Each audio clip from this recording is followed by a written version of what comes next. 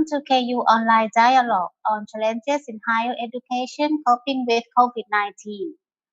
First of all, I would like to introduce myself. My name is Chamai Taktechet Anand, assistant to the acting president of Kasetsat University, and I'm pleased to be your MC today. And right now we have 84 participants from partner universities and institutions all around the world, and as well as our faculty, students, staff joining this online dialogue. Our program will start with an opening address by Dr. Chongrak Vachalindrat, acting president of Kasetsat University, followed by two interactive dialogues. Dialogue 1. Lessons learned from COVID-19 that have strengthened teaching, learning, and research activities. The moderator of this dialogue is Dr. Sukhet Nakasatian, Dean of the Faculty of Agriculture. Dialogue 2. Perspectives and voices regarding internationalization during and after COVID-19. The moderator of this dialogue is Professor Matthew P. Downs, Senior Advisor for International Relations. And just a little housekeeping before we get started. If you have any questions, please type them into the chat box in your Zoom control panel, and we will bring them up during the remaining time for questions and answers at the end of each dialogue or during wrapping up. And now, without further ado, I would like to invite President Chongrak Vachalindrat to deliver his opening speech. Presidents, rectors from participating universities, and all distinguished participants of this online dialogue. สวัสดีครับ It is my privilege and great honor to welcome you to Kasetsat University online dialogue on challenges in higher education coping with COVID-19. I have decided to organize this event to respond with the pandemic, which has led to immense change, challenge, and opportunity in the education sectors. We are now witnessing temporary closure at all levels of education institutions across the globe, requiring us to abruptly adopt new norms of teaching, learning, assessment, research, student affairs, academic services, and administration. Similarly, we need to reassess internationalization policy and apply new norms of internationalization to deal with global academic interactions during and after the closure. I would like to thank all the distinguished participants for accepting to share in our today's dialogue and such short notice Associate Professor Sukhet Nakasatian and Professor Matthew Dom, the moderator of both dialogue as well as the organizing committees.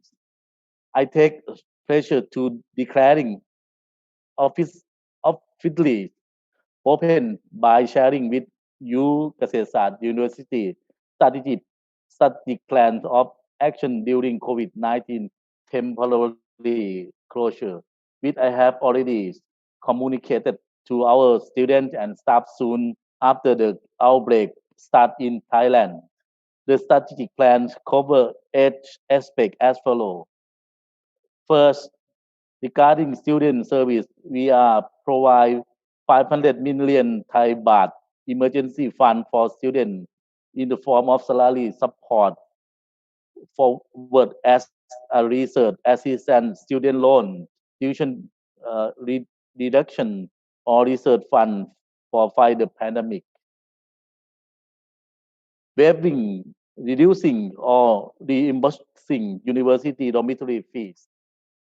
Adjusting student activity and service to online format and building student engagement using social media, providing fund for non-degree program in entrepreneurship focusing on skill development, learning new skill or updating skill already acquired, and offering online consulting service for students and online Happy Place Center. Actually, Happy Place Center is one very famous center for psychological consultation of our students.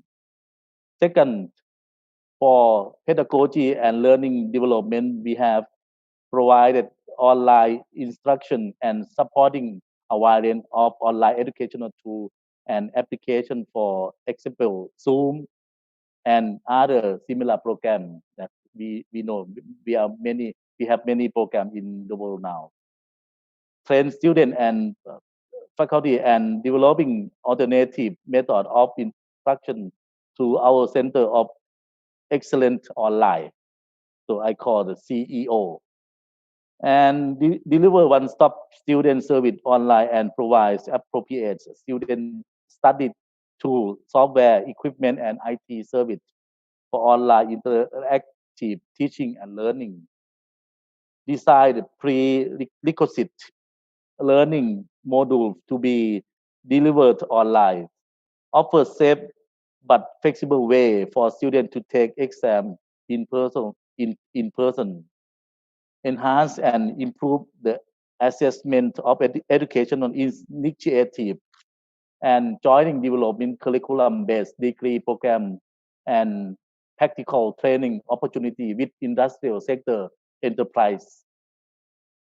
Third, in terms of social and community responsibility service, we have enabled the sharing of information and accessible database via our online platforms, enhance students' skills regarding fundamental aspects of entrepreneurship using non-degree program in our university credit bank system, establish learning platform of occupational development that will serve the local community and the social society at large, such as create the Facebook page KU for all and KU channel for service academic service to the people.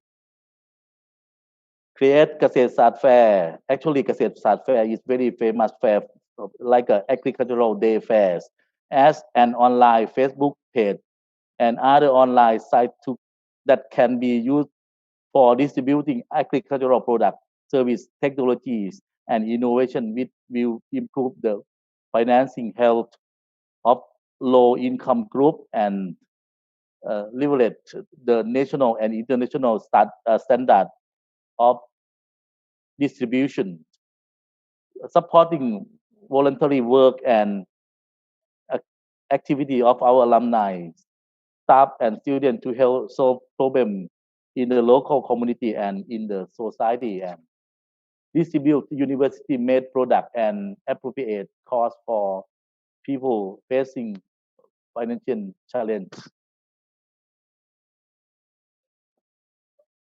Fourth, considering research and academic service, we have encouraged our researchers to make greater use of big data to support innovation and productivities of the country. Research and publish of national and international journals. Improve technical skill, including relearning, updating, or developing multiple competencies using hybrid learning method uh, like online or demonstration or live practical trainings. Introduce useful information regarding coping with the recovering from COVID-19 impact using KU webinar to serve the need of the society. Make the policy suggestion to our governmental entities on how to fight or cope with the COVID-19 and change existing method of delivering service to online method. Fifth, about the information system, our IT team is trying their best to serve the university administration and management with effective informational system. Enhance the university information system using KU 5.0, I call it 5.0, uh, comprising online learning, online service, online access, online collaboration, and online socialization, and develop and use big data application to outgoing university administration instruction, research, and academic service. Six, concerning internationalization that today also one is a target. We are trying to organize the e-conference and e-seminar or webinar so as to sustain our academic reputation as a leading and innovative research university in Thailand. Expand our academics advancement in the form of bilateral or multilateral online conference or seminars. Provide the university information, innovation and project fighting COVID-19 that I gave a lot of the fund to our researcher to establish the new innovation to support the government. Make innovation and information available publicly, which may assist to solving major problems and challenges of our society, especially in the farming, unemployment, and entrepreneurial sectors.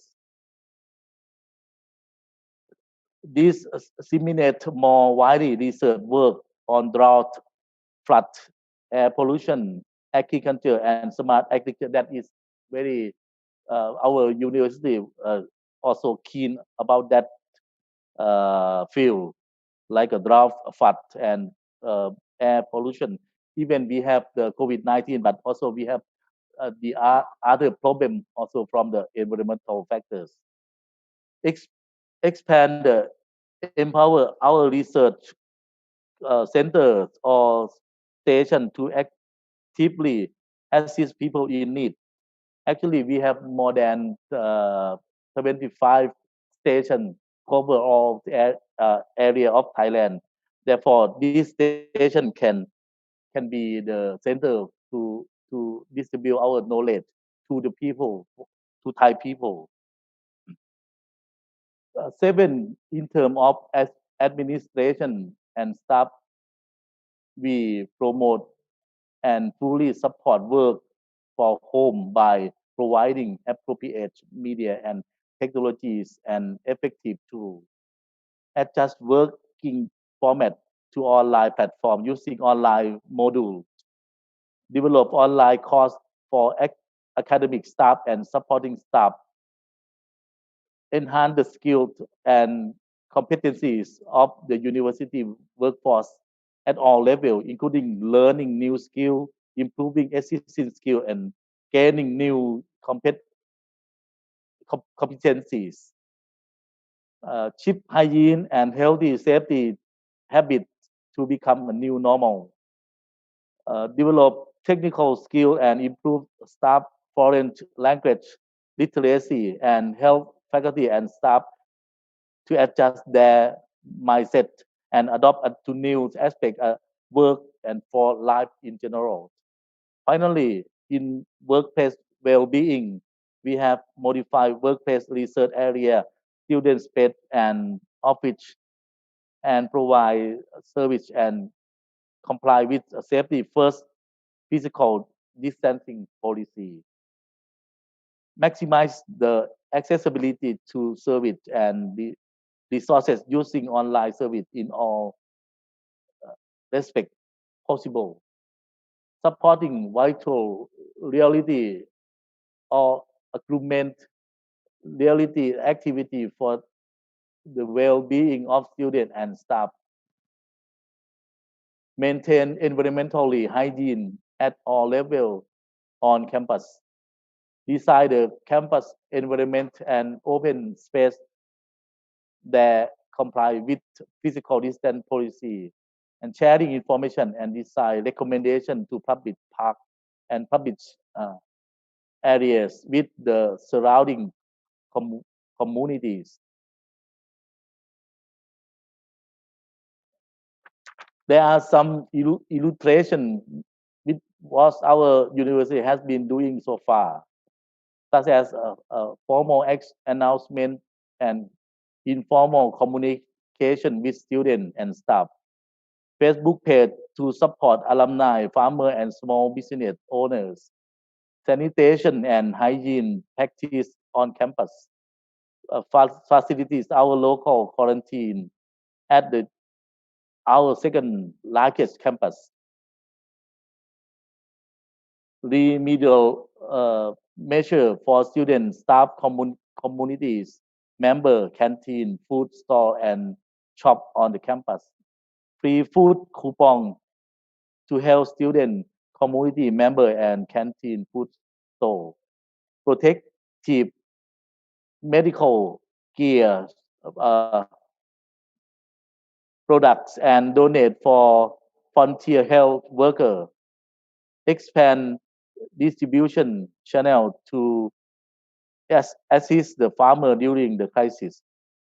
Food donation for people and nearby communities during lockdown. Campus food sharing pantries. Temporary hiring of local affected by the COVID-19 situation and our campus in the northeast of Thailand. Free online course during the lockdown. So we have the other is many in terms of sport, of which KU channel knowledge of the land, COVID surveying by our faculty, then we know the need of the student and staff, and we try to put the research and innovation to respond the pandemic. Also, the robotic development to fight against the virus space, and also there are many activities that I would like to share with you. Finally, today I'm also uh, eager to hear about plan and procedure different university and institutions have undertaken to achieve their issue. I trust that we will learn today, which will enable us all to think more clearly about useful statistics to handle the coronavirus crisis. Unfortunately, this is very long speed for me, but I would like to share with you frankly. Thank you very much. ขอบคุณครับ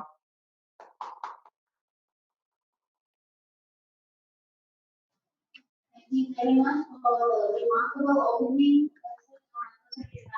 Next, people associate professors with Internationalization and Agriculture runs the first dialogue. May I kindly remind those who would like to share perspective with us that you will be able to speak for 3 to 5 minutes. And return to talk will be based on the topic keywords brought up by the dialogue on the lecture. Now may I invite associate professor to get to the dialogue one. Thank you.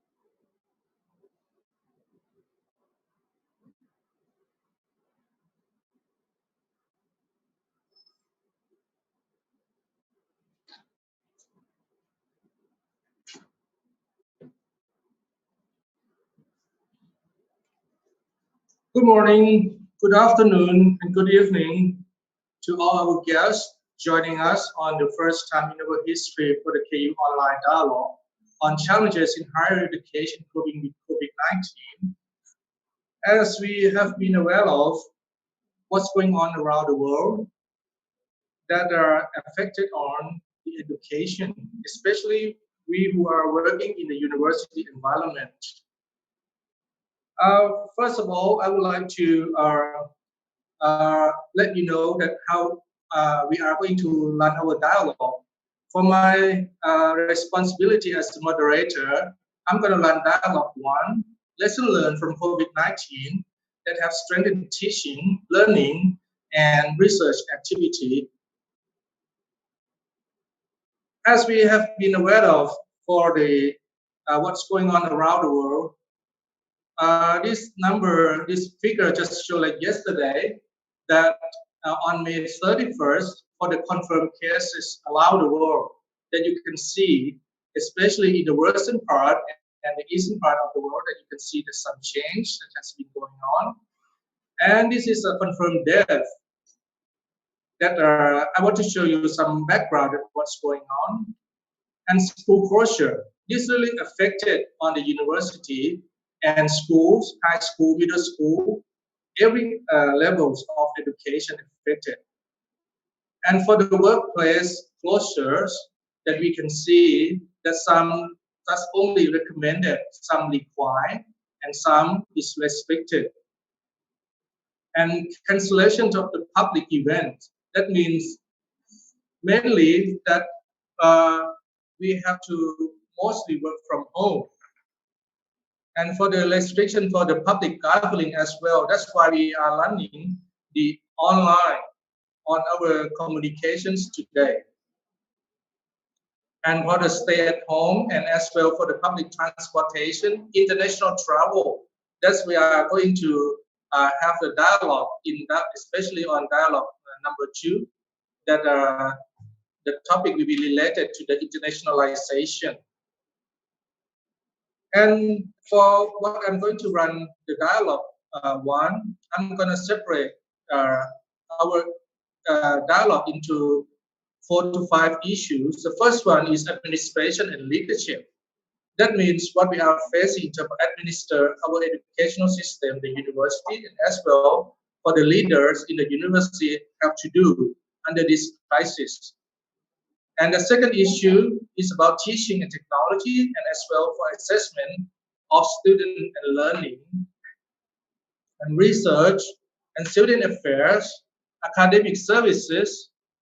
Okay, I'm going to start with session 1 for the administration and leadership. I will let the participant for the topic leader to share the screen, and for the person who is sharing the screen, you will have about 3 to 5 minutes because the time is limited. The total time for our session is only 90 minutes. The first topic that I'm going to let you share is about administration and leadership. I would like to call upon the president of IPB University, Indonesia, Professor Arif Satria, the lecturer of IPB, to share the experience.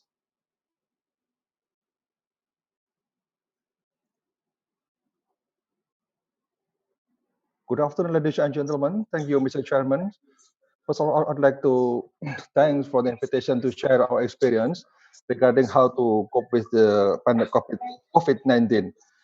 And as we know that there are implications of coronavirus pandemic for higher education and implication for teaching and learning, student enrollment, faculty and staff, infrastructure, research topics, and how to refocus community service program.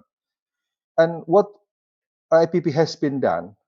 The first, I think we have to decide how to set up a COVID-19 crisis center. The crisis center is very important to manage everything. And then focusing on students' financial resilience and support of faculty and staff. And also how to focus on enrollment, persistence, and operations. And also we formulated rigorous scenario planning to map the potential damage and devise ways to deal with the implications.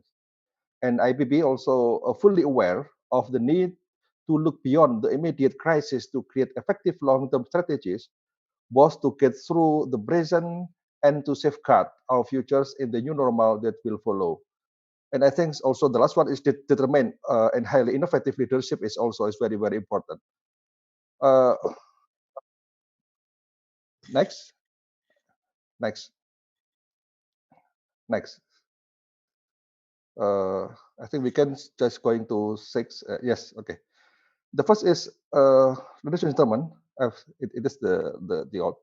Now I'm going to the lesson learned from ABB perspective. The first is how to strengthen digital and IT infrastructure.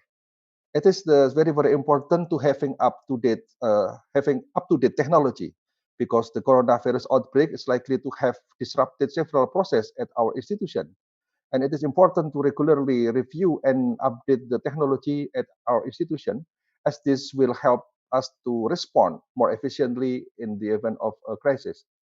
And then also there's the importance of strong, well-developed online learning platforms or infrastructure.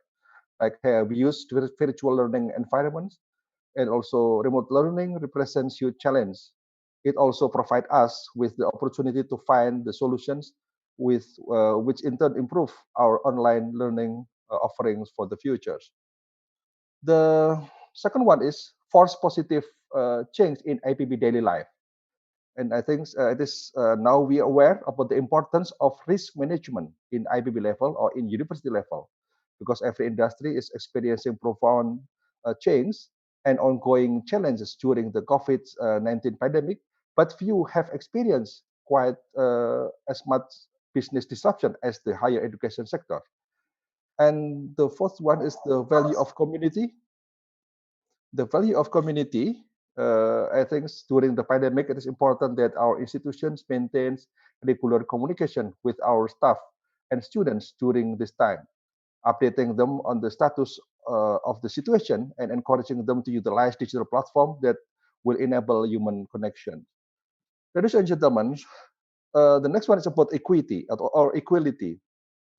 The gap between students is not limited to internet access. I think similar with the case of KU. And it is also about the power and privilege of parents. And IPB University provide the student with incentives for connection to support student learning. And the last one is how to use technology more effectively. The third issue is about maintain international bonding.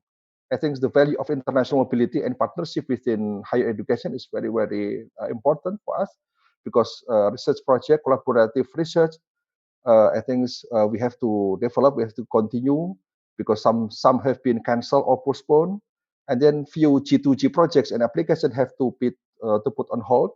And also, the coronavirus pandemic has given us a strong lesson on how crucial to maintain international university partnership and stay connected more than before. For example, we have a good project from Kwaika from Korea, and then still going on. The fourth one about the how to reshaping education. To reshaping education is very important, because the crisis has cast a bright light on deep inequalities, not just in who has device and bandwidth, which are critically important, but also who has the skills to self-direct their learning.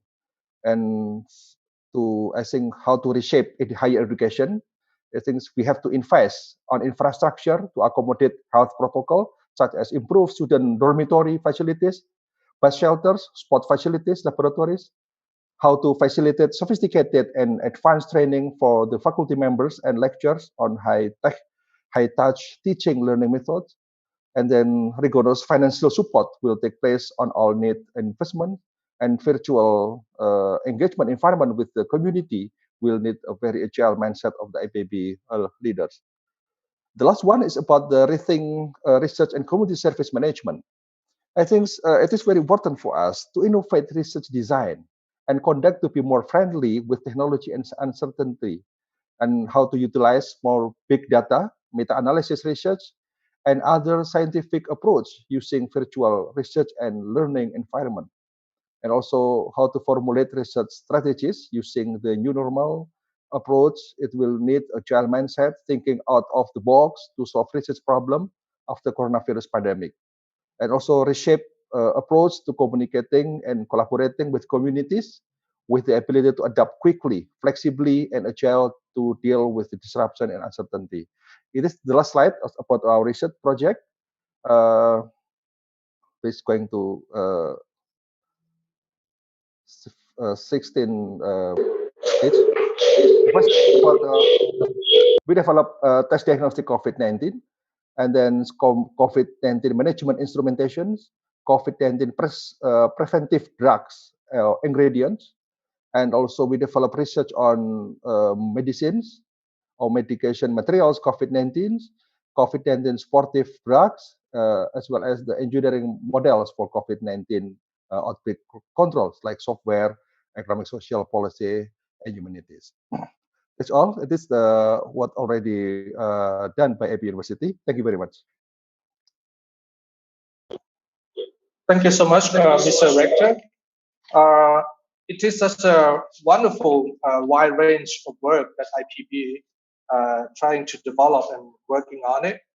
And in our dialogue, not only the university partners joining us in my dialogue, but we also have another person that would like us to hear from him. He's the Vice President of Western Digital Thailand, and he's like to share with us for the future view from the industrial side before we jump into the deeper dimension of education. I would like to ask Dr. Sampan Silapanat to join us. Please, Dr. Sampan.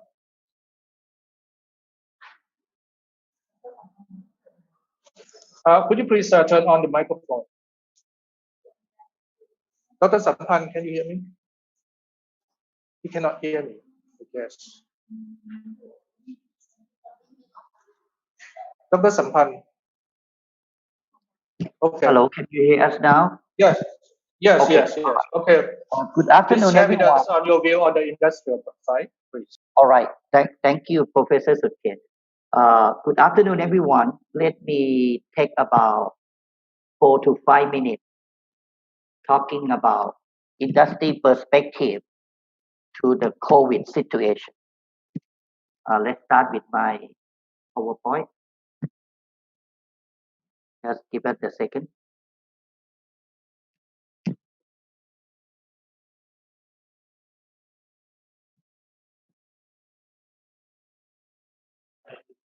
Hello, anyone sharing my PowerPoint?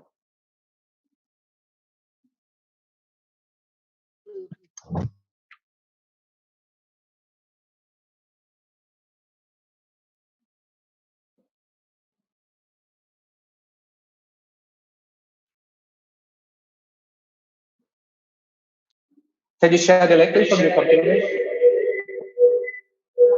Yeah, the team is sharing now. I think they have some technology difficulty a little bit. No, I think I have to speak to the PowerPoint.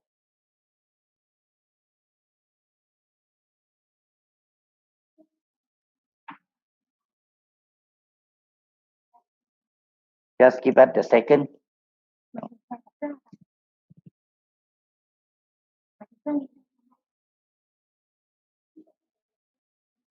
While we are fixing for Dr. Sampan to share his PowerPoint, we have other participants. Our Kyoto University partner, maybe for the time being, can you join us for now? Professor Mamoru Kensaki. Good afternoon, everybody. Can you hear me? Yes, Yes. I can. Thank Please. you. From Kyoto, please. I prepared one PDF file I already sent. Can you share the PDF? You can start sharing the screen, please. So my report is about our graduate school only, not for Kyoto University. And also my report is confined to the educational process, educational response. So the Kyoto University, fortunately, Japan's academic calendar from February to March is a spring break. So we have a time to prepare for the new academic semester started. Before that, we have a preparation time. That is a bit lucky.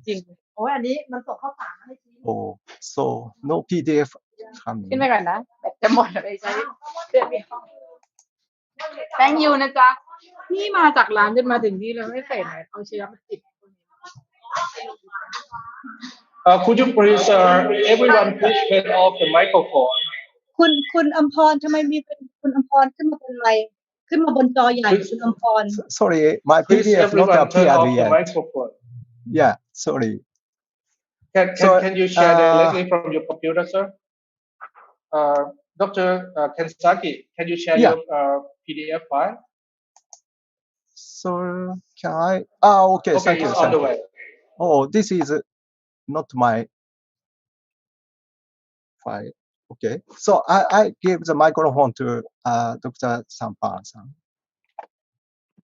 Professor Sutket, do you want me to start first? Okay. Okay, I have to apologize, everyone. Okay. Maybe I will give the floor back to Dr. Sampan for his view from the industrial side. Okay, we can start from Dr. Sampan again. Dr. All right. Sampan, please. All right. Thank you. Good afternoon again. Let's go to the next page.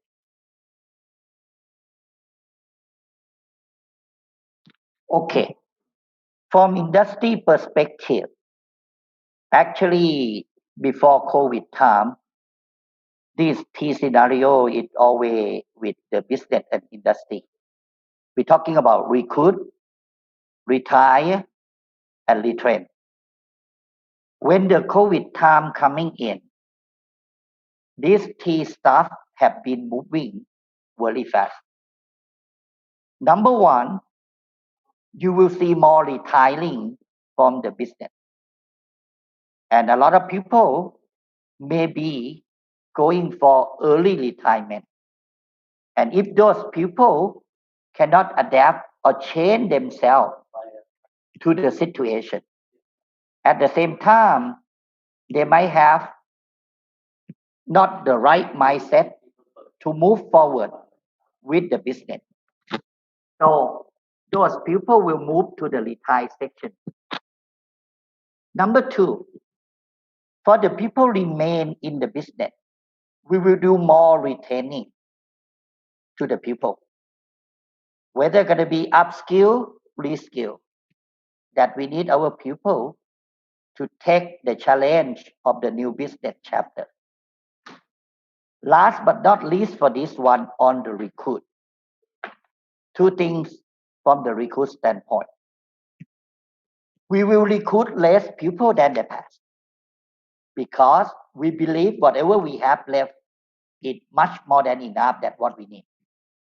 And number two, on the recruiting part, we need the people graduate with the new skill set. So this is the message from the big picture from business view. Go to the next page.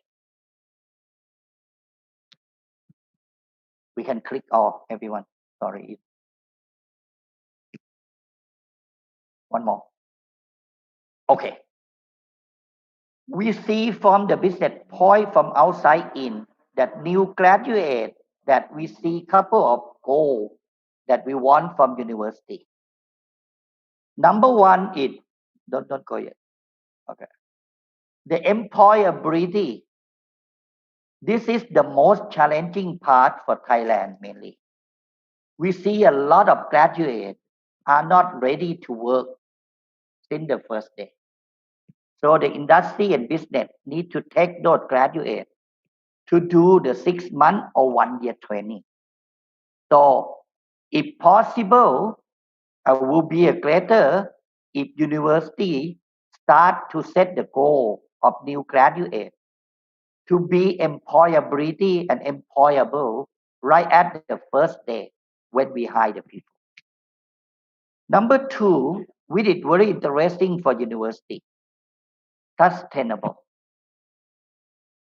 We see quite a number of times that a lot of people in our business, after work for 3 years and 5 years, cannot go further. So those people, most of them are changing the job.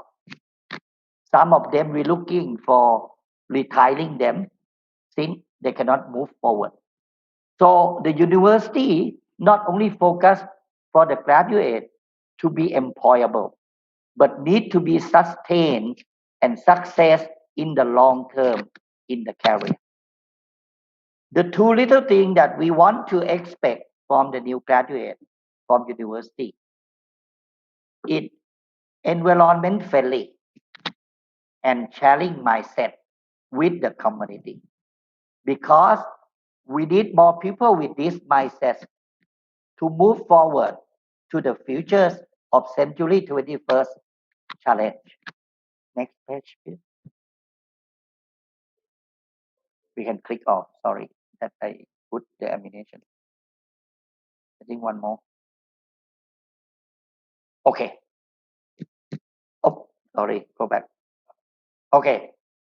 The key process and key content that we're looking deeper in the graduate. We want the new graduate who have a new technology, AI, digital technologies, machine learning, robotic, automation. We love to have those people at the new skill of the graduate.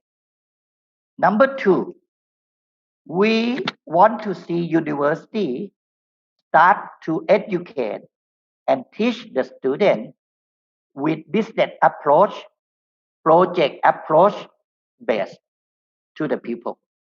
So the people will have skill set to be ready for the next chapter whenever they starting to work with us.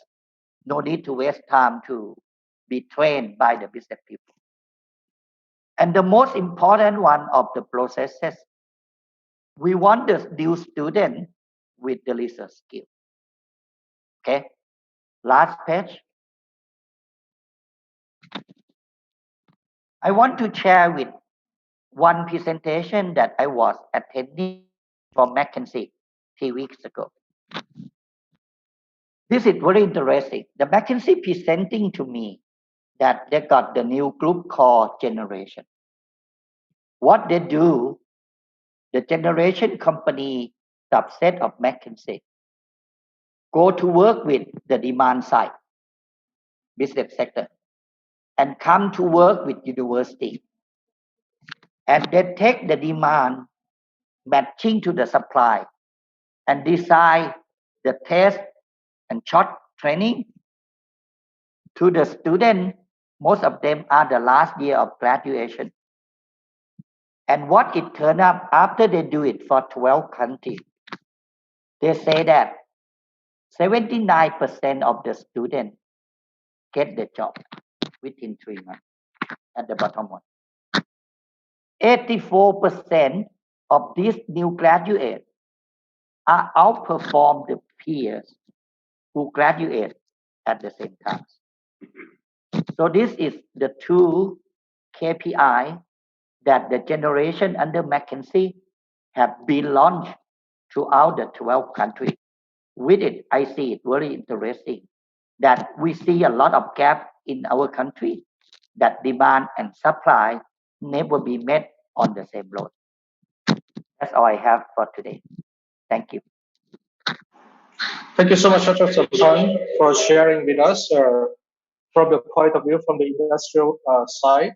I think it's very interesting that under COVID situation, the university have to think that how the industrial partner thinking of us, that are what we have to do, what we have to prepare.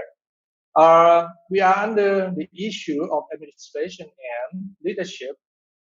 On my list, unfortunately, I don't have the detail on what you are going to talk about, but you offer a presentation in dialogue one. We have if you would like to present, what would you like to present is related to administration or the leadership that you are dealing with under this crisis. Could you please let me know that what are you going to you can share your screen, like professor from Yunnan University, from Guangxi Normal, from National Pingtung University of Science and Tech. If it is related to the administration and leadership, you can share your presentation and please let us know.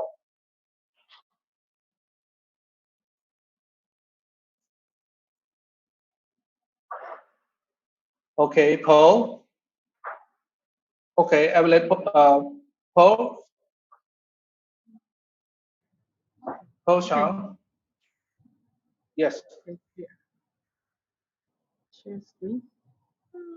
等一下，那我要怎么做？Hello everyone. Yes, I can hear you. Please go on. Okay, all right. So I will share my. Should I share my screen? Yes, go ahead.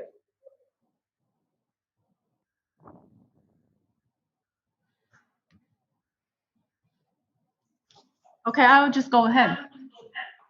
Okay. Yes, So I will please. talk about the unique situation in Taiwan on NPU's UST campus.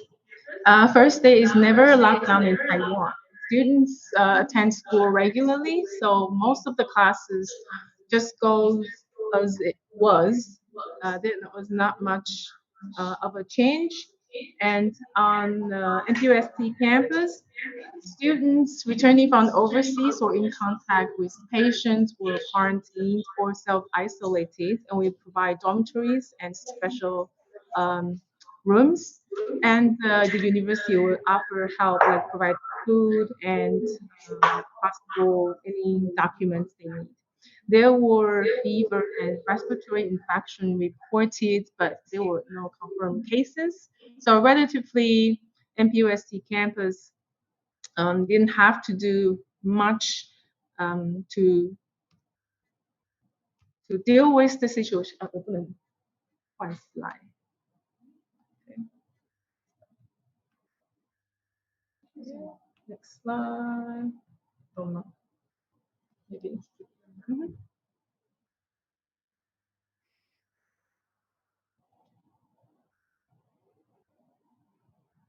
Oh, good. Okay. All right. So regardless, the university came out with a few coping strategies, and I'll focus on how to keep the student and staff healthy on our campus. There are three strategies. One is to strictly monitor body temperatures of everyone.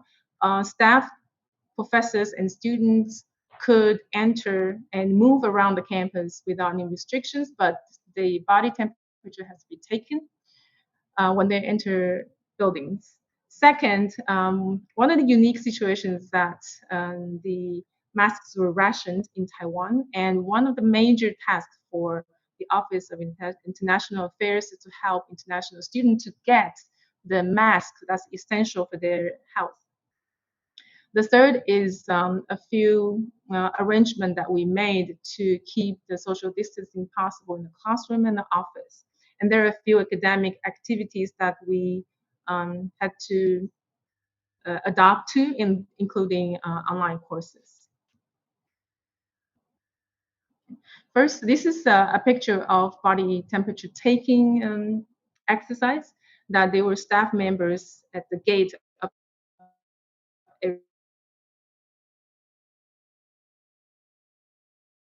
students and staff and that were built, and I saw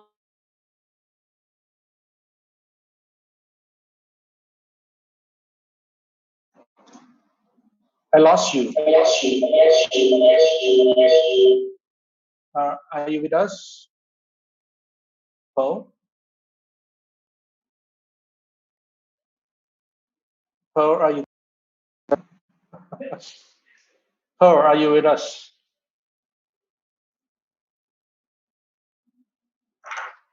Okay, we have some technical difficulties for sharing the screen from NPUST. I will stop sharing on the screen from NPUST, and I would like to invite everyone to share with me on the point of view that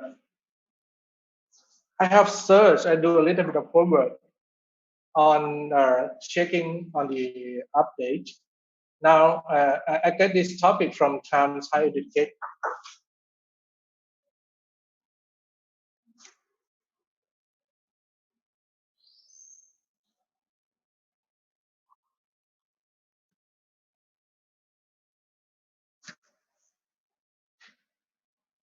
Okay, I would like to call us, for this floor to share the idea because I check out for the time higher education. It's a topic that written by Alan Ruby. Let's share with us that there with four big questions. Will we be open? Will we open? Who will come to our university? And how will we be financially? And how long will this last? From example, for like, I believe, yes, we would like to open for the university for sure, but how we can open the university? If any of you would like to share with us on this issue, whether or not we are going to open the university under this crisis,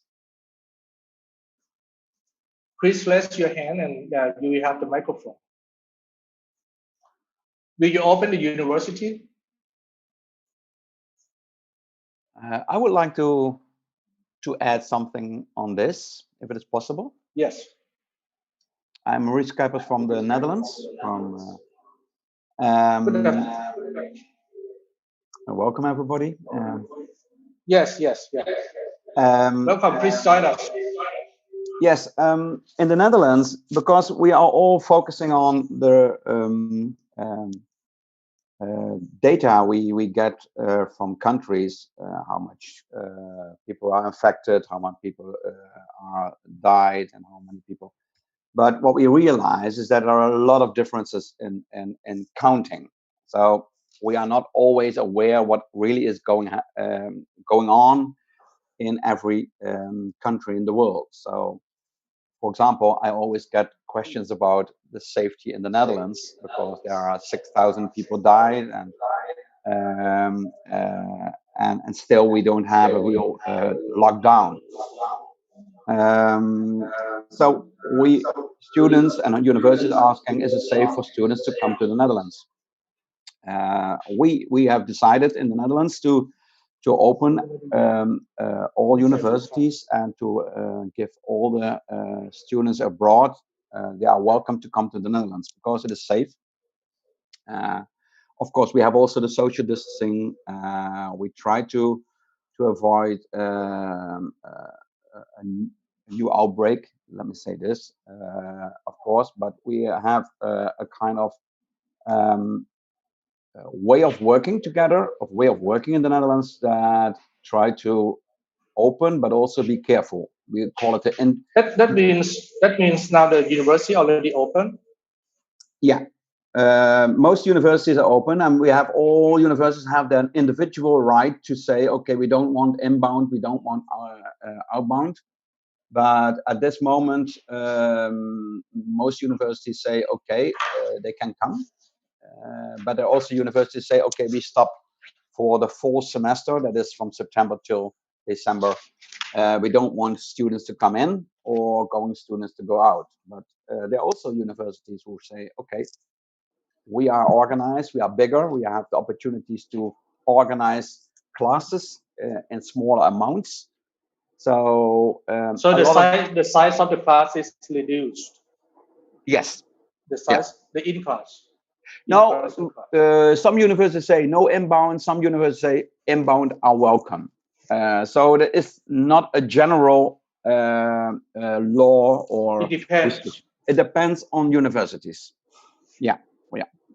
Okay, I would like to call upon for our partner who have a similar or different experience from the issue of having the inbound coming to the university and this crisis. But now the international travel is not allowed.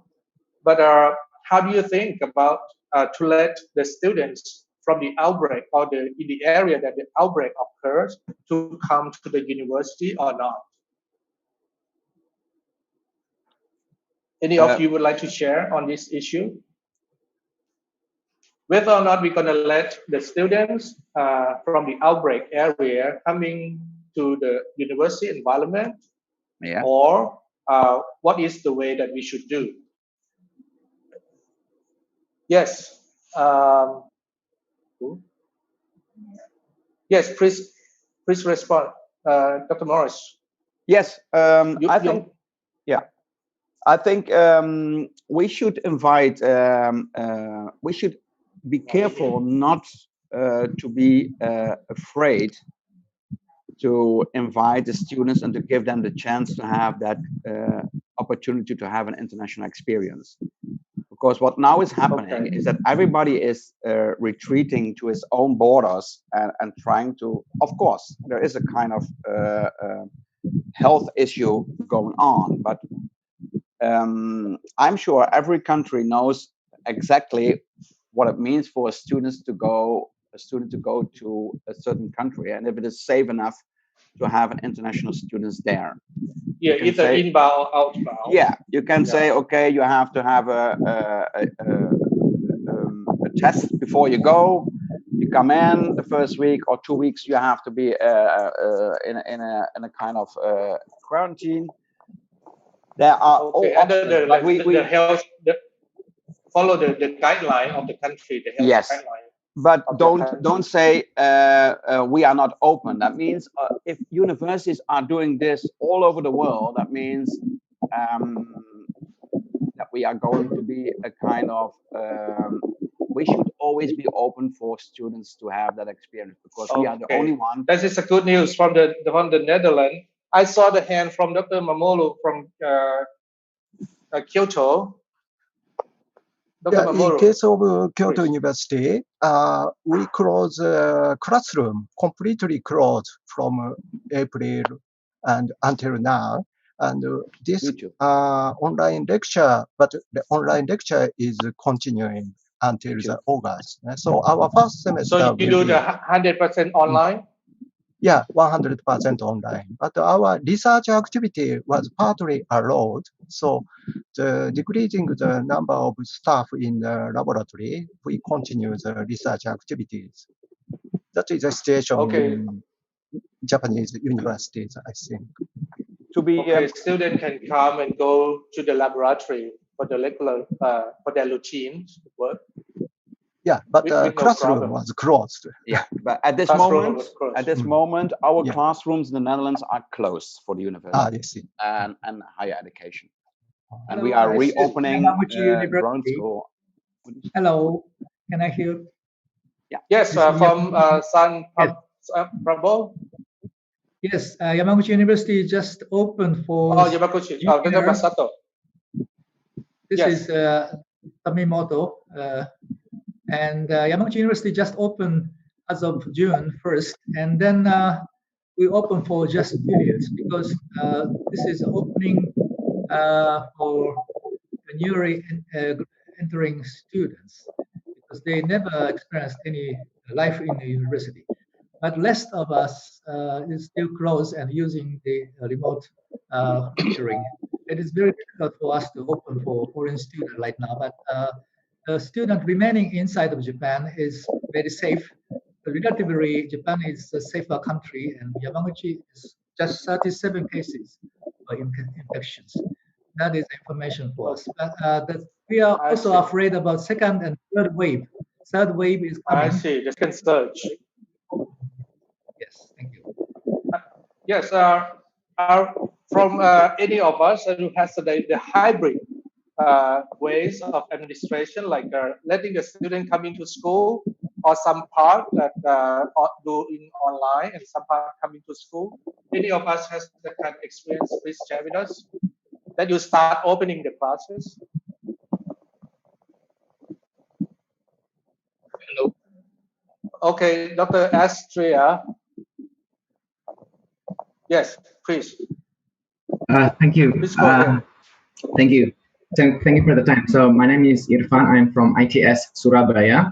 So I'd just like to share about the policy of reopening in our university. Right now, we don't have any news of when we will reopen physically. We are still fully operational, but through online. And regarding, this is just my guess. So I think in Indonesia, especially, what I know of, the government has provided guidelines that allow local governments to decide whether the district can reopen or not yet. So I think the universities will follow local governments in that sense. And in Indonesia, some parts are already recovering, but in some parts, like in my city, it's still not a conducive situation yet. Thank you. I see. Thank you, our friend from Surabaya. And San Pablo College, please. Oh, yes. Actually, here in the Philippines, all schools from basic education to the graduate schools, those are we are all closed. We are not allowed to hold classes. However, uh, the Department of Education and the Commission of Higher Education would allow classes, would allow enrollment to proceed starting August 24. But that does not mean that there will be face-to-face interaction between the students and the teachers, the faculty. We are in our school. We will be resorting to different modes of learning, basically using the internet, so it will be online, and several other methodologies like providing modules to the students. But students basically will not be allowed to go to schools from elementary, Okay. from the basic education Okay. until college. All right. Okay. We will go into more details in the second issue on the pedagogy and also for the teaching. And what I'm going to ask for another issue related under the administration of the university, how do you manage on the financial situation, either on the university side or the student side? Do you have any kind of experience related to financial issues? Would you please share with us? On the finance, whether or not you're going to help, Chairman, please let me know. I'm from Taiwan. Can I join in? Yes, from Taiwan. Yeah. Where are you now? I'm I from cannot see the. University. Yes. Okay. Go on. Yeah, I am the vice president for international affairs of Kangkang University. We are located in the New Taipei City. That is the northern part of Taiwan. I am very pleased to join this internet conference. First, let me express my gratitude to the host university to organize this conference. That is the Kasesa University.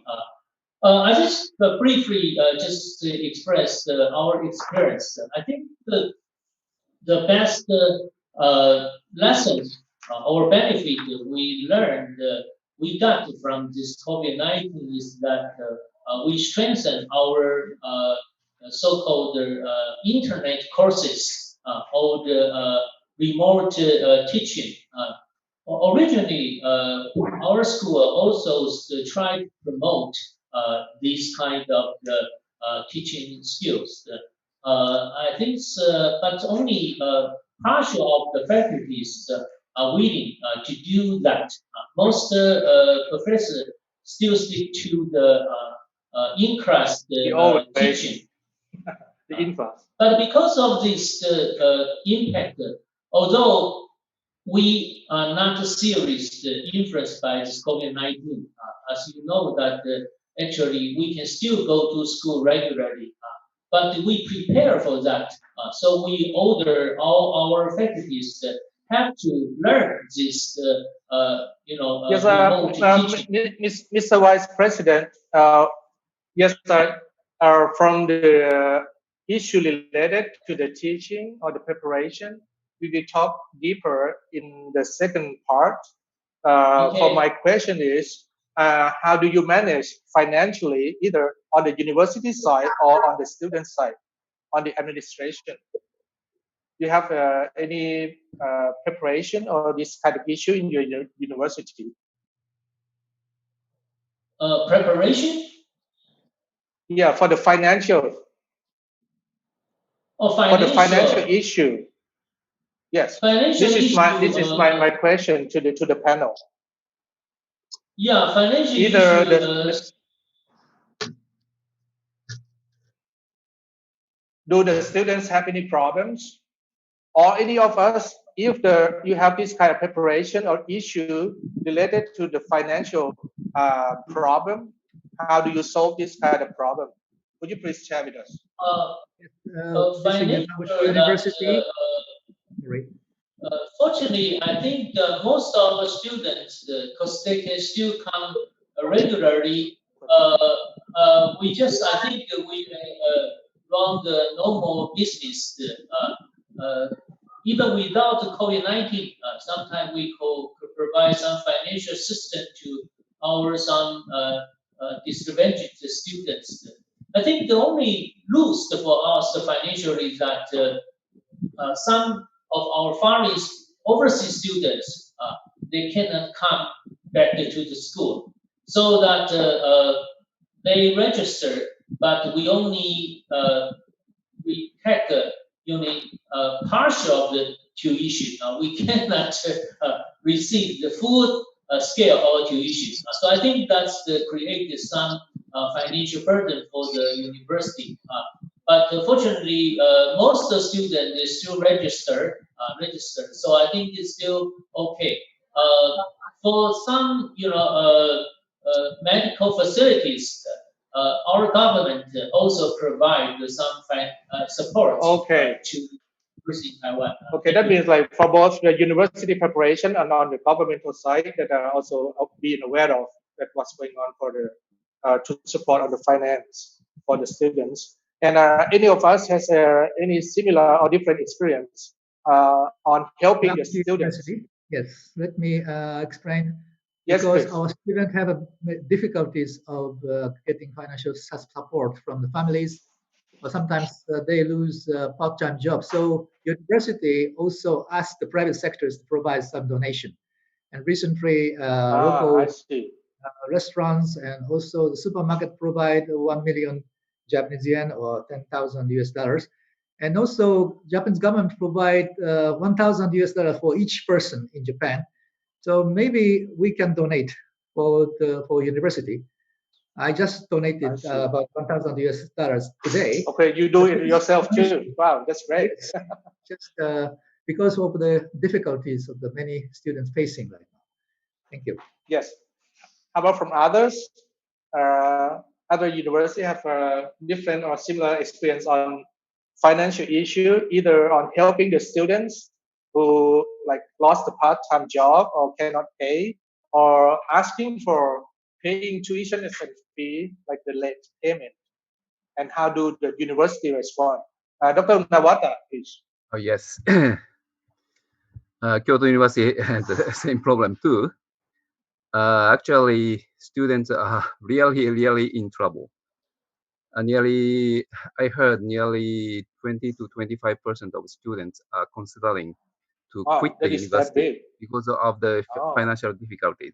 So each university, just like Yamaguchi University, started to support by themselves the students. But we have the financial problem also.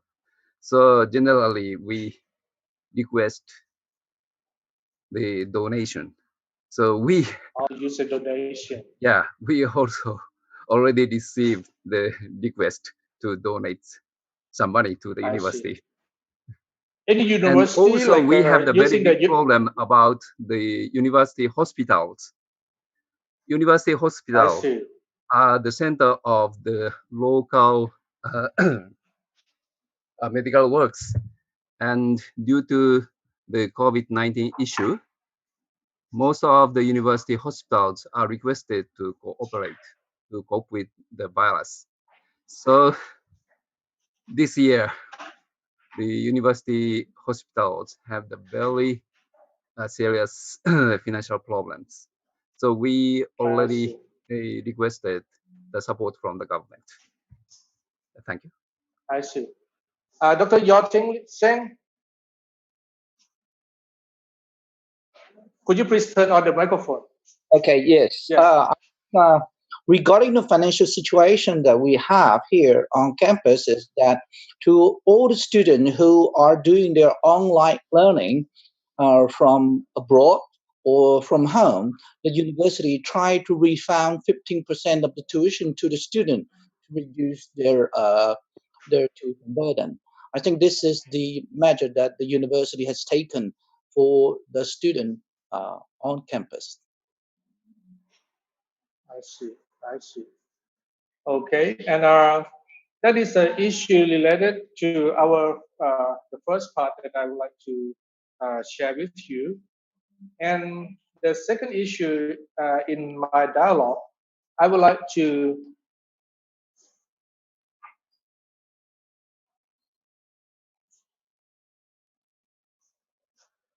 share into the teaching and the technology or the internet access or either the test, the assessment of the student learning. What kind of experience do you have, or do you have any problem in terms of teaching and preparation in such a short notice under this COVID-19 crisis? How well you prepare? You have any problem, or you do very well? You can share with us too. May I sort of throw a question and ask for some information? Or Yes, please. Well, I'm from engineering at Kasetsart Universities. I would like to pretty much ask and get some opinion on the laboratories, like engineering lab, science lab. How what do you How do you handle that? Yeah, right. Yeah. That's Because very good question, for the Dr. online teaching. Well, we have in engineering. Our dean has encouraged us to do the online on YouTube for a few years before this. So some of us already have class online, but the lab. This is our problem right now for the lab that students need to use the machines. That's okay. I call for the response now. I think we get your point. How do we handle the laboratory classes when we have to run the classes online? Dr. Masato, please. Yes. Dr. Masato. Yes. Yes, Pedagogy University already started some laboratory work, particularly for engineering and agriculture department, and maybe less than 10 people, very small number, mainly for graduate students. And social distancing is always important. But using the same machines and equipment, it might be a slow down process.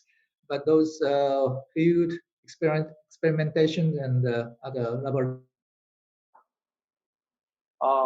I see. So how do you handle like a bigger class, like 30, 40 students? They're taking turn coming to class. Dr. Masato. Dr. Masato, how do you handle bigger classes? Yes. If you let the student like coming in 10 use at a time. Zoom for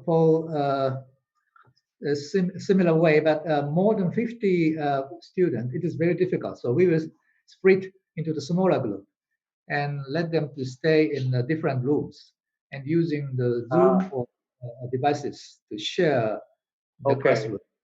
Yeah. I see. Thank you. Emmanuel, I see you somewhere. Yeah. This is from Kyoto. It's okay? Okay. Yeah. Emmanuel first, please. Emmanuel, please. Yeah. Okay. Hello. Yeah. Hello, good afternoon. Can you hear me? Good afternoon. Yes, I can. Go ahead. Okay. I come from the University of St. Louis, Philippines. And this is, of course, Mabuhay. yet for implementation on how mabuhay. Yes, because we have also engineering classes and so with health sciences, wherein the laboratories are all set up in the school.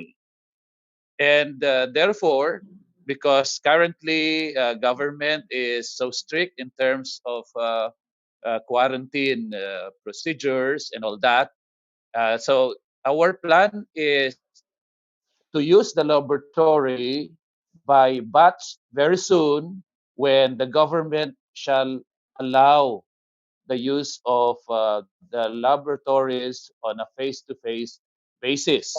So that for now, what we did was to do recalibration of our curriculum so that subjects that have laboratories will have to be moved for next school year.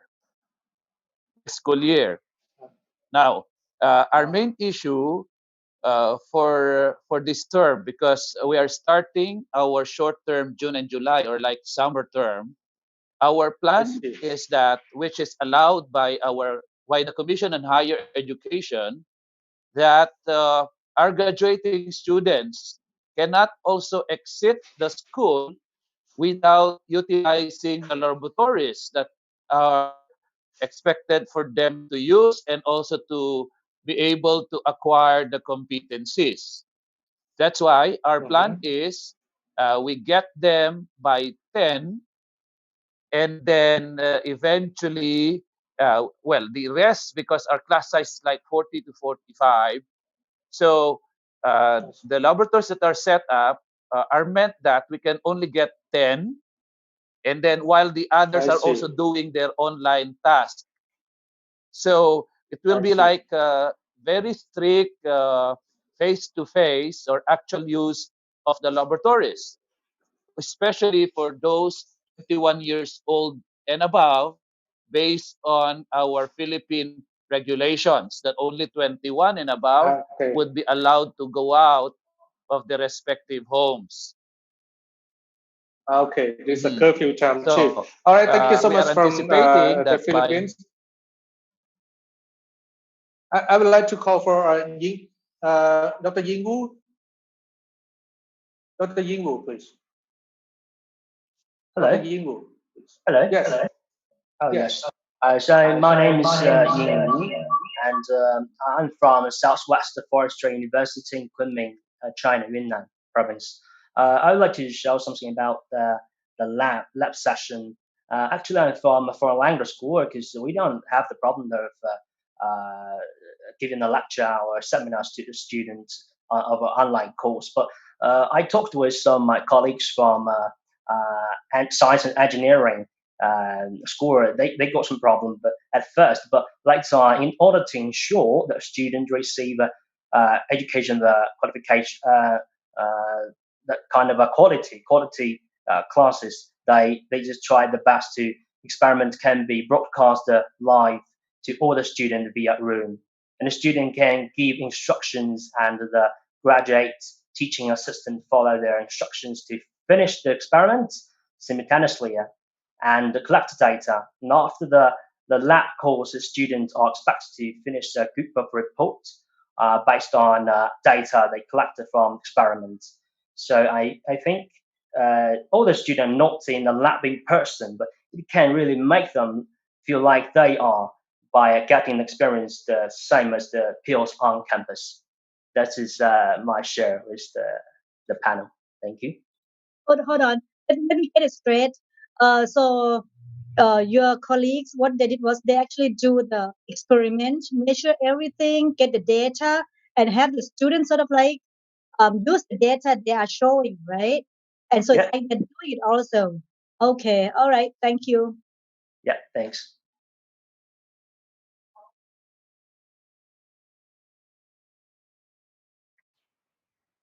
Can I share something, Mr. Chairman?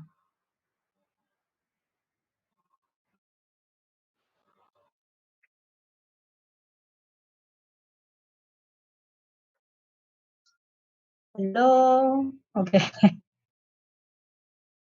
Chairman is gone. Everything is quiet.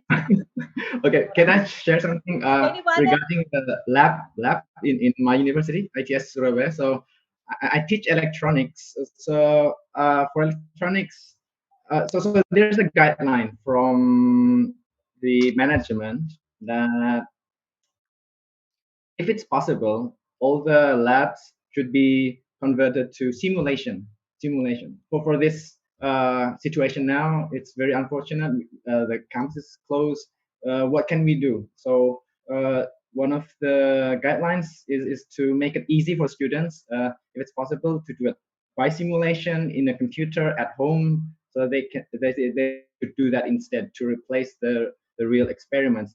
And for next semester, the plan is, especially for first year subjects, experiments like physics, chemistry, the university has invested some funding to make it internet accessible through internet. So it's like an IoT technology attached to some experiments so that it can be done online. But I understand that cannot be applied to all lab work.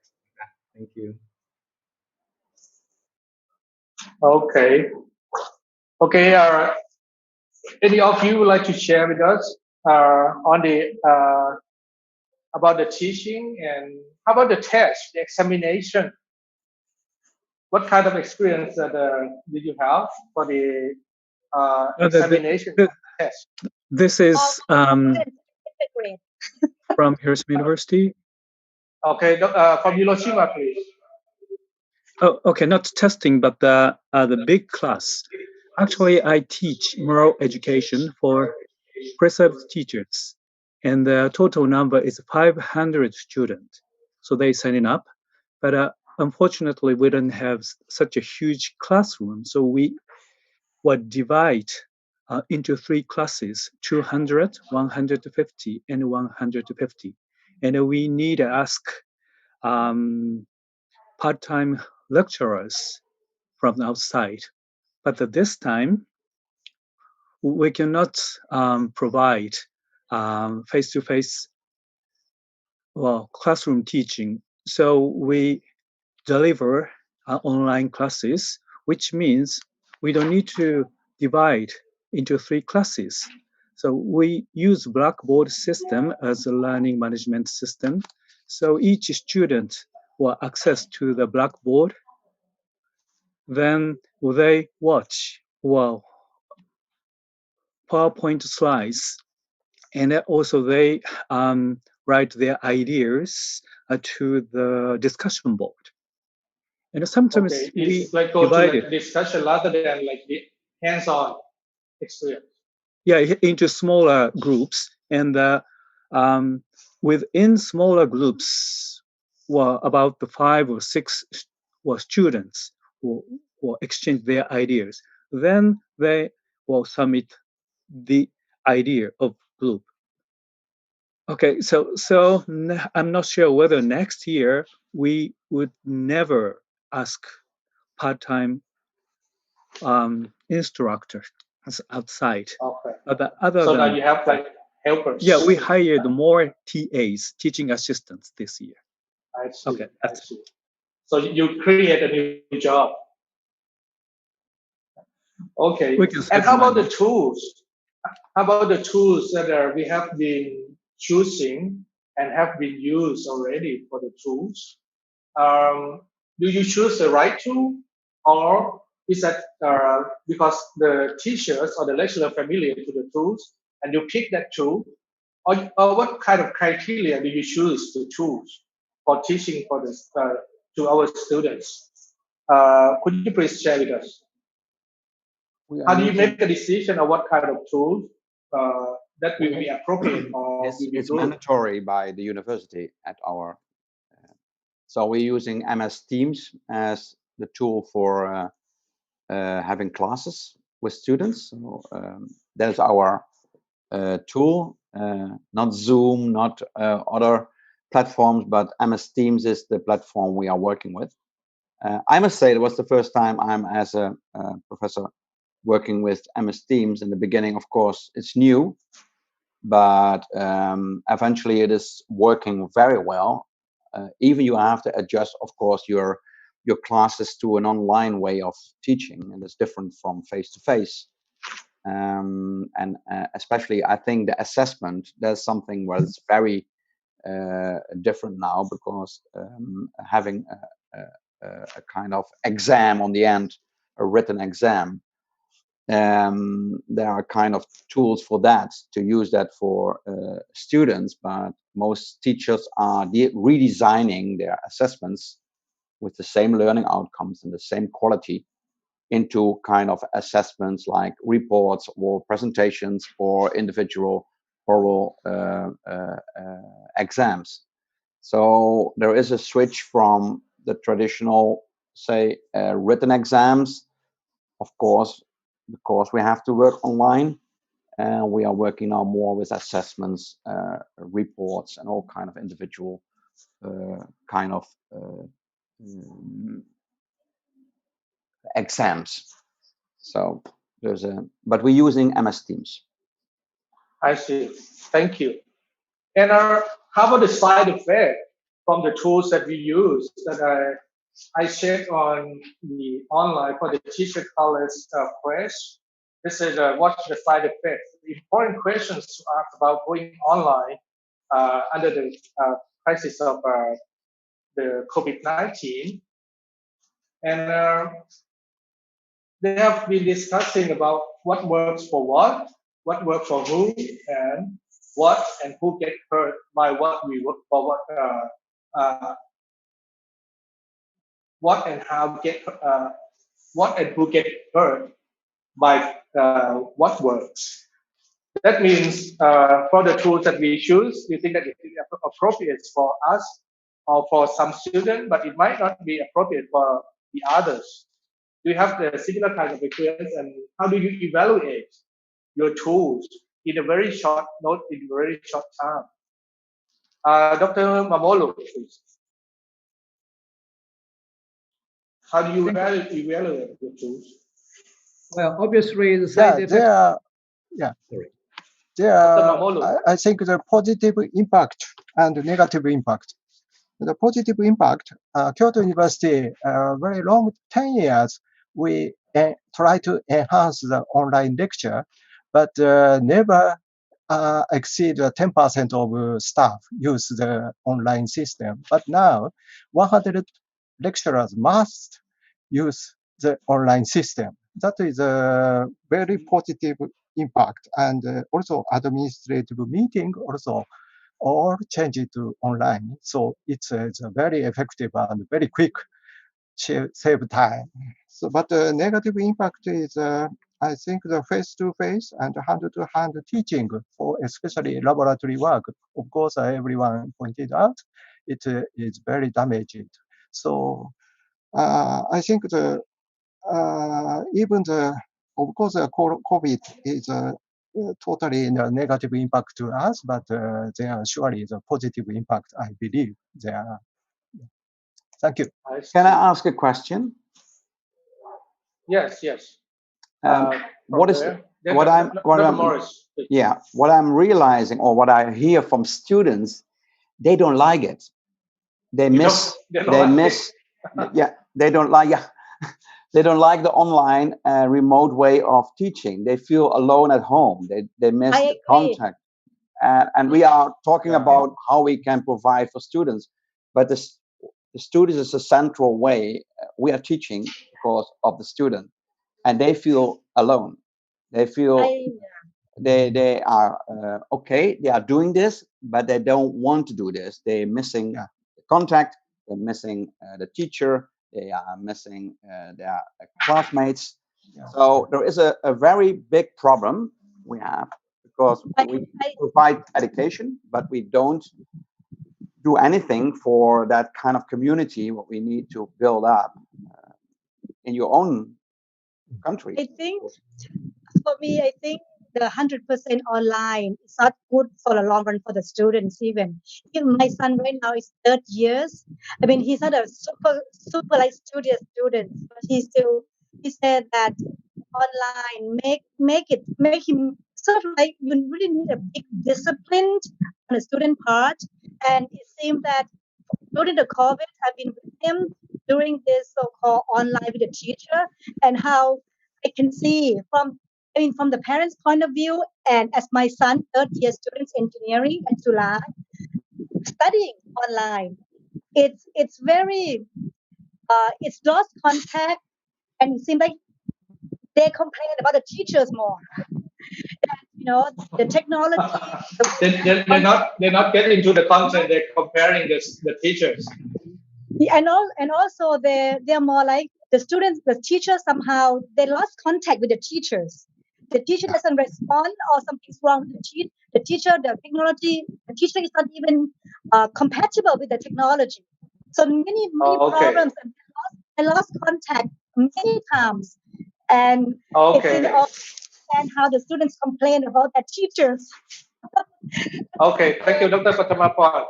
We have Dr. Masato. So 100% doesn't work. Thank you, Chair. Dr. Masato.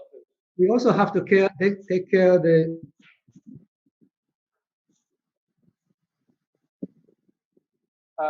Dr. Masato.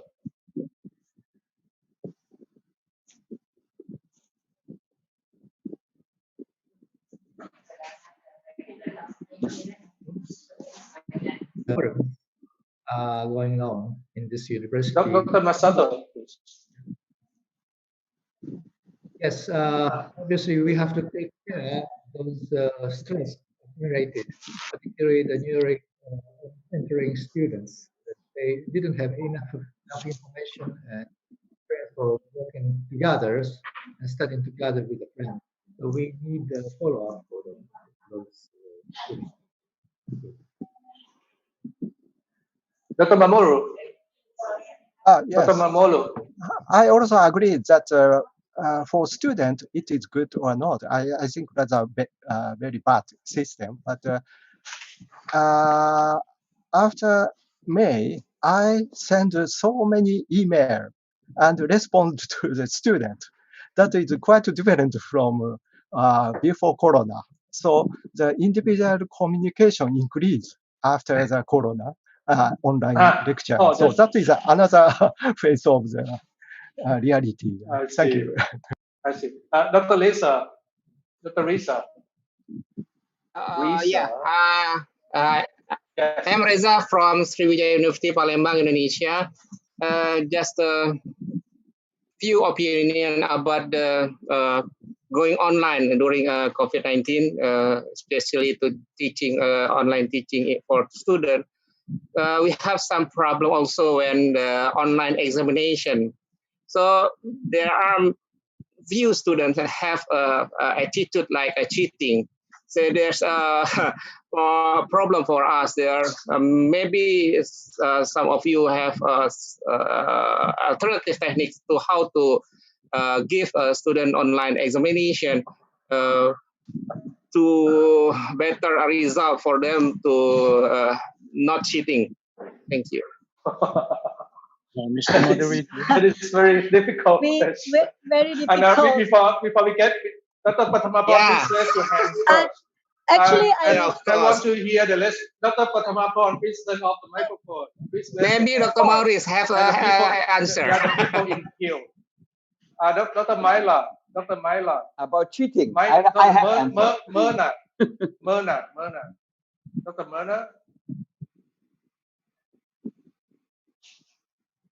Dr. Myrna, please. Please turn on your microphone. Please turn on the microphone. Yes, Dr. Myrna. Okay, yeah. Okay, good afternoon. I'm Yerna Quinto from the Far Eastern University, Metro Manila, Philippines. Just like the experiences of other schools, in our university, there was also a problem with the online learning. But because our students are really into traditional face-to-face learning, and we have been doing that for the longest time. And shifting into online is not easy for the students to accept. But there's no choice. We really have to leave traditional or face-to-face teaching and learning at this time because education has to continue. So what we did in FEU is that we had a conversation with the students, especially with the students leader, making them understand the importance of shifting into a different or into an alternative delivery mode for teaching and learning not to stop. But the problem, by the way, we already have our LMS even before the pandemic. FEU has invested already in Canvas, that is our learning management system, and our students know how to use it. Yeah, they know how to use it because we have been using it since 2015. But it was just a support. It was never be. It was we never went into full online. But the problem actually is not the LMS, but the connectivity. So there are some problems with the connectivity and gadgets for some students. So what we did is we went into flexible learning. Flexible meaning we downloaded everything at a certain time in our LMS and then gave a schedule for our students when to, we uploaded rather, and then the students were given a So it's like recorded yeah, teaching yeah, and then rather they than download it at a the real certain time. time. Yeah, I see. and then they can do the work offline. And then we I have see. given them certain time to submit the Okay. requirements for to address the problem or issues on connectivity and the gadgets that they use. Okay, thank So you. we Okay, finished the Manda. semester. Yeah, we just All finished right. the semester. Okay, keep the fingers crossed. Dr. Patamaporn, Yeah. did you have a response earlier about the cheating? Did you about respond cheating. to the cheating question? First, let them be. No, what? No, this is my experience. Is that I know that the student seems to get a better grade. I mean, their midterm was bad, but then all of a sudden finals, when they did it online, it's so much better on some students. But you cannot really, it gives second year students. So therefore, basic courses that just the basic electronics or people say do it, like research, give them. So I feel like I can't do it, but at the same time I only can do like, timing them, give them sort of like short questions, short Okay. answers, You and then have control it by timing. yeah. Okay. And then they complain that they get so nervous being timed, each question. So they, so I so see. I say All okay, right. fine, but I would like Okay. to. Yes. Can I give just one thing? This is maybe also for the president, if he can do this. I have courses online already, so I was thinking that okay, they can go and listen for the theory online on my YouTube. At the same time, maybe out of 3 hours per week for a lecture course, 2 hours they watch it online. Like 1.5 hour we meet and then do exercise. Do exercise together. So at least they see me and ask questions. So shorten the time that we meet to see each other. I think that would be a very nice solution also. Thank you. All right. I think the president is hearing what you say, and I have to shift the gear a little bit into research. And if we have enough time, we can come back for teaching. I think we have a lot of issues related to teaching, but I would like to hear some on research. What has been going on in your university? Is life is normal, or what is the new normal for your research?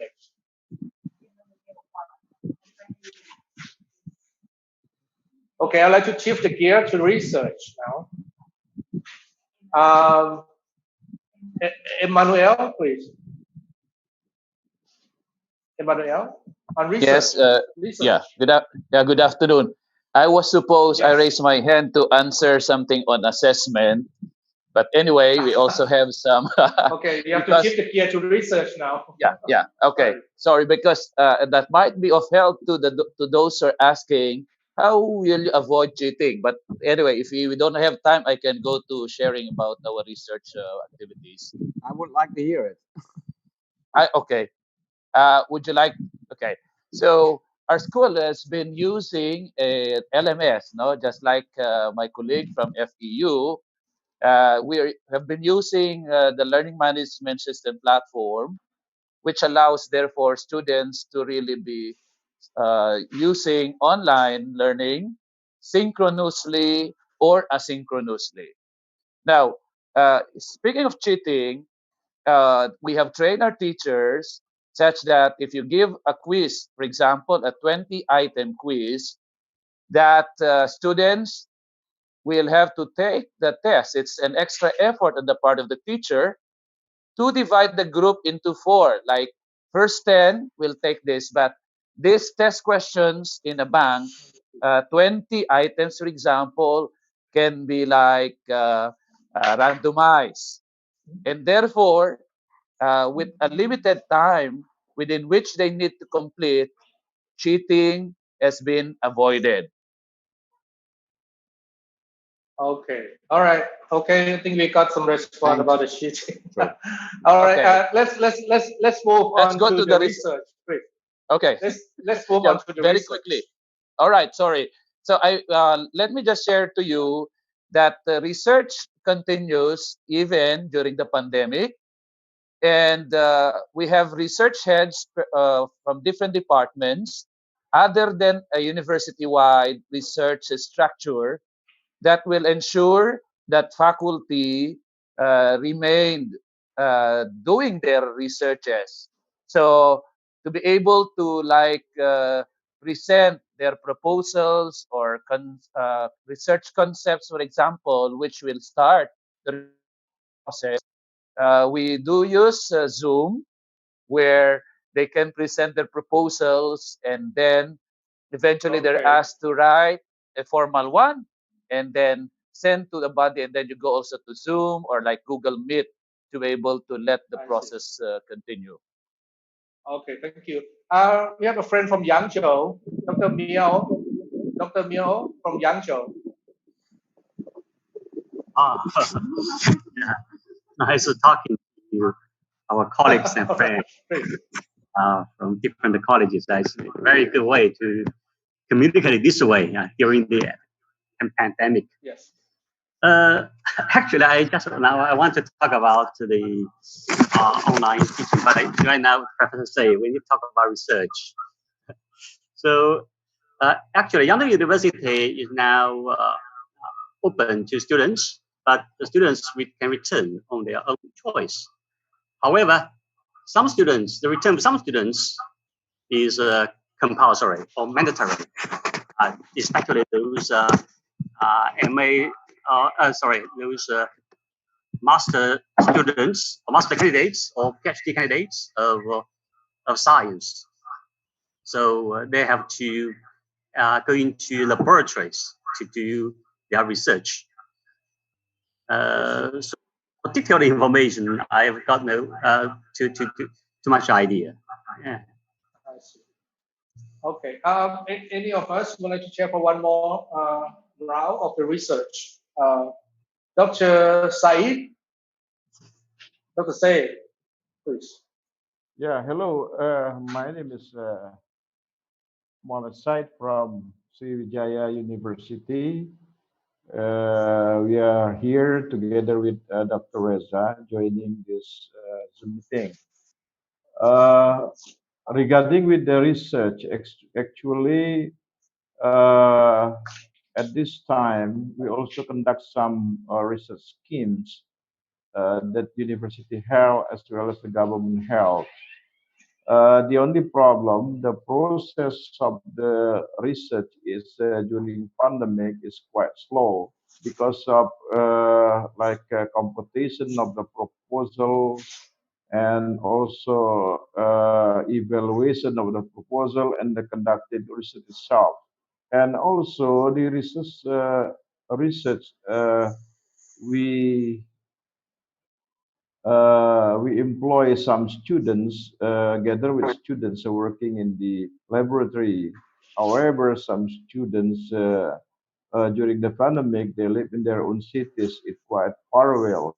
So the research is there is some cumbersome, uh, some difficulties in conducting some research. Maybe you can give some idea or some method how to conduct research during pandemic. And also in Sriwijaya University, we also conduct some what we call as a matching grant research. In this mean it's like a research collaboration with other countries. What we have conducted some matching grant, for example, with UTM Malaysia, and then the only problem is we cannot at this time during the pandemic we cannot join together like we go to Malaysia or from Malaysia go to Indonesia. Okay, this some information from us. Thank you. Okay, Dr. Yingwu. Dr. Yingwu. Hello. Yes. Yes. This is me, right? About the research. Yeah, I want to share something about research and assessment. I want to combine them together. Actually, we can change the traditional way of assessment. Actually, very traditional way of assessment. We can do kind of online testing system with bind the corpus. The student can do the online testing, but we can time them, and also we have a kind of a monitor to see if they're cheating or not. This is one thing I want to talk about. Then we can do as kind of a student teachers from our school, from language school. We also give the student essays. This is kind of research and also assessment as well, instead of a traditional way of testing. So students during this crisis, institutions, libraries, museums, and publishers around the world have opened up their resources for all the students and teachers potential.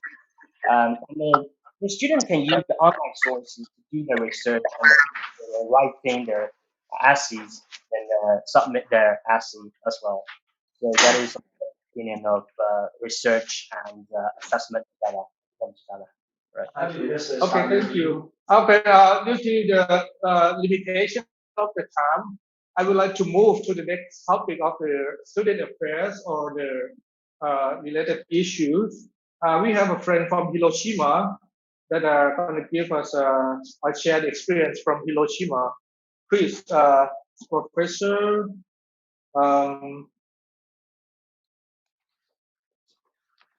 Okay, I have sent my slides.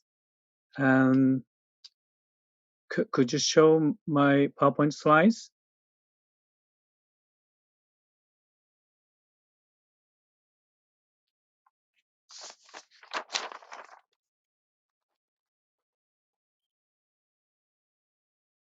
So everybody hears me?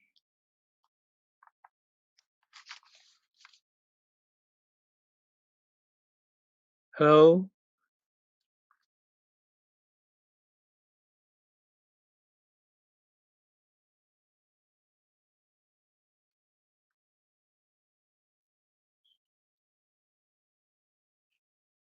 Should I share my slides by myself?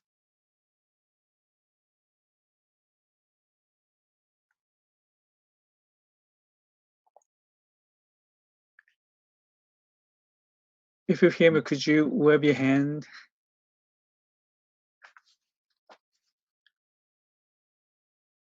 Maybe you can share it by yourself. Okay. Yeah. Okay.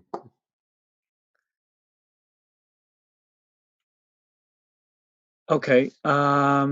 Somebody already shared this slide, so I'm not allowed to share my slides. That's the dialogue. Then we have to wait. Okay. Well.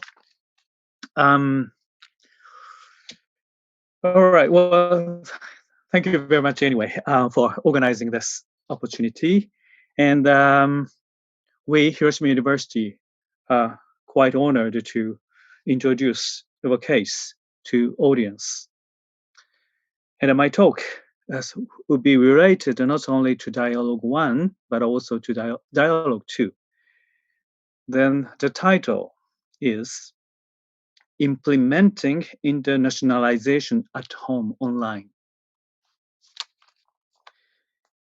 Let me repeat, since you don't have a slide.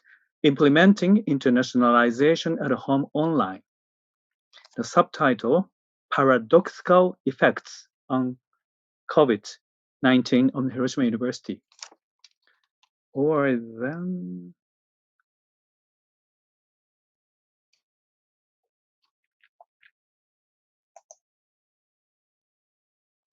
Yeah, I have it. okay, great. Perfect.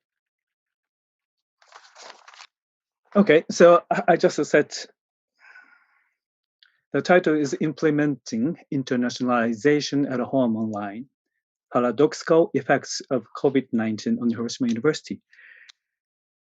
Then it may sound paradoxical when I say COVID-19 promotes our internationalization, but it is my conclusion.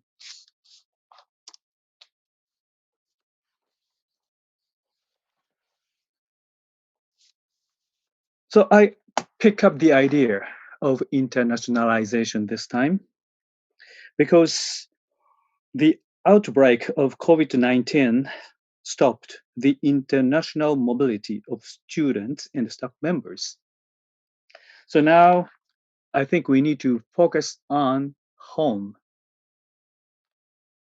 Then how we can internationalize universities from home or at home. So Hiroshima University was selected as one of 13 top global universities in 2014. Then, we have many indicates or goals set. For example, so the number of international students. Year 2013, we already achieved 1678. Then 2016, we planned 1870, but we achieved more than that, 2301. But now, 2020, how many do you think we could achieve? Then the goal, ours, for 2023 is 3,600. But I'm not sure whether we could achieve this number. So our previous idea of internationalization is more courses taught in English and more international students. But the outbreak of COVID-19 forces us to change either the goals or numbers or ways to achieve the goals. And as professors of Kyoto told, academic year in Japan starts in April and ends in March, and the spring break lasts from the middle of February till the end of March. And as you know, the outbreaks of COVID-19 vary in location since February. So what happened to Hiroshima University? So border blockade, so we needed canceled or stopped in the middle of study abroad programs. So we ask students, those who visited European countries and the other places, you need to come back to Japan immediately. And also, international students could not enter Japan for the new academic year in April. That's about the border blockade. And also, campus is closed. So campus was physically shut down and no student was allowed to get inside. So there are no international mobility, even no local mobility, and no face-to-face classroom teachings. So what we took are offering online courses and provide international opportunities online. So our reactions, so offering online courses enable us to utilize ICT that we have already had, but never or less used. So learning management system or Zoom or Microsoft Teams. Also, it allows any students who are living off campus or even outside Japan to attend classes from home. And also providing international opportunities online connects isolated international students and isolated Japanese students online. Also, we could invite international graduates who already graduated from Hiroshima University and stay in Europe or in the Asia countries outside Japan to attend international events. I show one event flyer. It's Oshaberi room, or Oshaberi is a chatting, fika, sounds Swedish. Then we invite isolated students to attend this virtual chatting room. Okay, this is the last slide. So COVID-19 seemed to prevent us from international activities. Paradoxically speaking, our reactions to it with online media, however, have advanced the internationalization initiatives further. Japanese universities were relatively behind in ICT use because they were satisfied with traditional ways of teaching on campus, which kept us from allowing certain kinds of students to attend classes and activities, and so from implementing internationalization at home. Internationalization is not an objective, but a tool to provide education and research with high quality.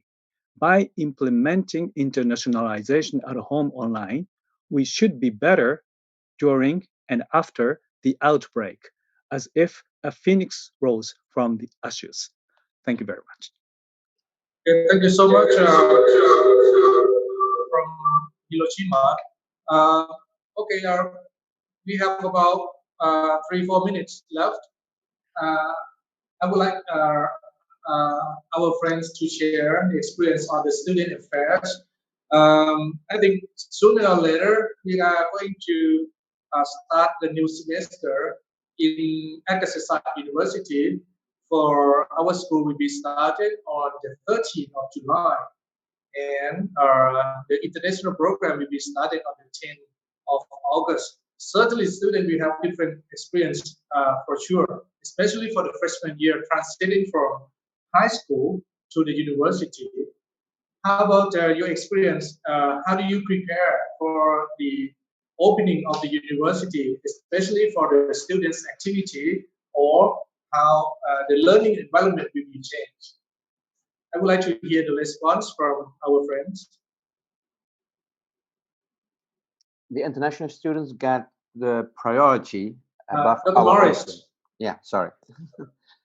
In our university, we have said that opening the university, because it's still closed, but it will be open next week, a little bit, and then we hope in September, the end of August, begin September, when our academic year starts, that we are able to have maybe face-to-face blended way of teaching, but we have said all international students have the priority in access to the university. Not our own students, because we are open for international students. They can come, so we have to provide them also the access to the university. So that's one of those things we are doing. Okay. Hi. Anybody else would like to share for the student affairs, student experience, or the activity of the students? Jennifer? Hi. Good afternoon. My name is Miss Jennifer from the Commission on Higher Education. And may I share with you? Can you hear me? Sorry. Yes, I do. May I share with you at least some salient points on how we try to bounce back from this COVID, especially with our Philippine higher education institutions. So basically, we have more than 2,000 universities and colleges here in the Philippines. 1,500 of that is They are from the state universities with all the campuses and I mean from the private institutions rather and the rest state universities. So the Commission on Higher Education with our chair, he has issued a series of memorandum to take good care of our higher education institutions. And some of our colleagues from the International Relations Office of the private and public universities started to initiate surveys. So I would like to share with you when it comes to internationalization activities that we want to pursue before, during, and after. So of all the activities set, say for example, research collaboration before universities, 83% of them is using that as part of their internationalization activities, while during COVID, the survey showed that only 45.8% continued through online, and then after they have expressed their interest to continue that still online by 79.7%. Our problem has something to do with our challenges, has something to do with our patient when it comes to online, particularly the connectivity, and as well as the different policies that we really have to recalibrate in terms of student and faculty and even research mobility. That is why I am intently listening to our friend from Hiroshima University when he mentioned that we are just like phoenix trying to rise from ashes. So we are learning from you, sir. And right now, all the inputs that we are taking in will be taken into consideration as we try to help. Because my task also is to continue connect universities from the Philippines to other universities in ASEAN countries. So the policies will be tweaked. It would be very helpful if those slides will be shared to us. I have also brought some Okay. partner All right. universities. Okay. Yes, sir. Okay, thank you so much. Here comes to the last part of the dialogue one. Before we start to dialogue two, we're going to have the wrap up session right after dialogue two. And thank you so much for sharing during dialogue one for the experiences in administration and in the leadership. How do we cope with the COVID-19, covering to the areas of student affairs, how do we teach, and also for the some part of the research. All right, I will give the floor to Professor Matthew Bounds to run the second dialogue. Thank you so much. Matt, you can start. Thank you very much, Professor Suchetnaka Satien, for leading such a very interesting dialogue with all the guest of honor from universities in Indonesia, Japan, the Netherlands, the Philippines, China, and Taiwan. And thank all the guests of honor for sharing ideas about changes and challenges we are all facing right now. And continuing on to dialogue two, may I give the floor to Professor Matthew P. Downs, Senior Advisor for International Relations, to lead discussion on international partnerships. Thank you.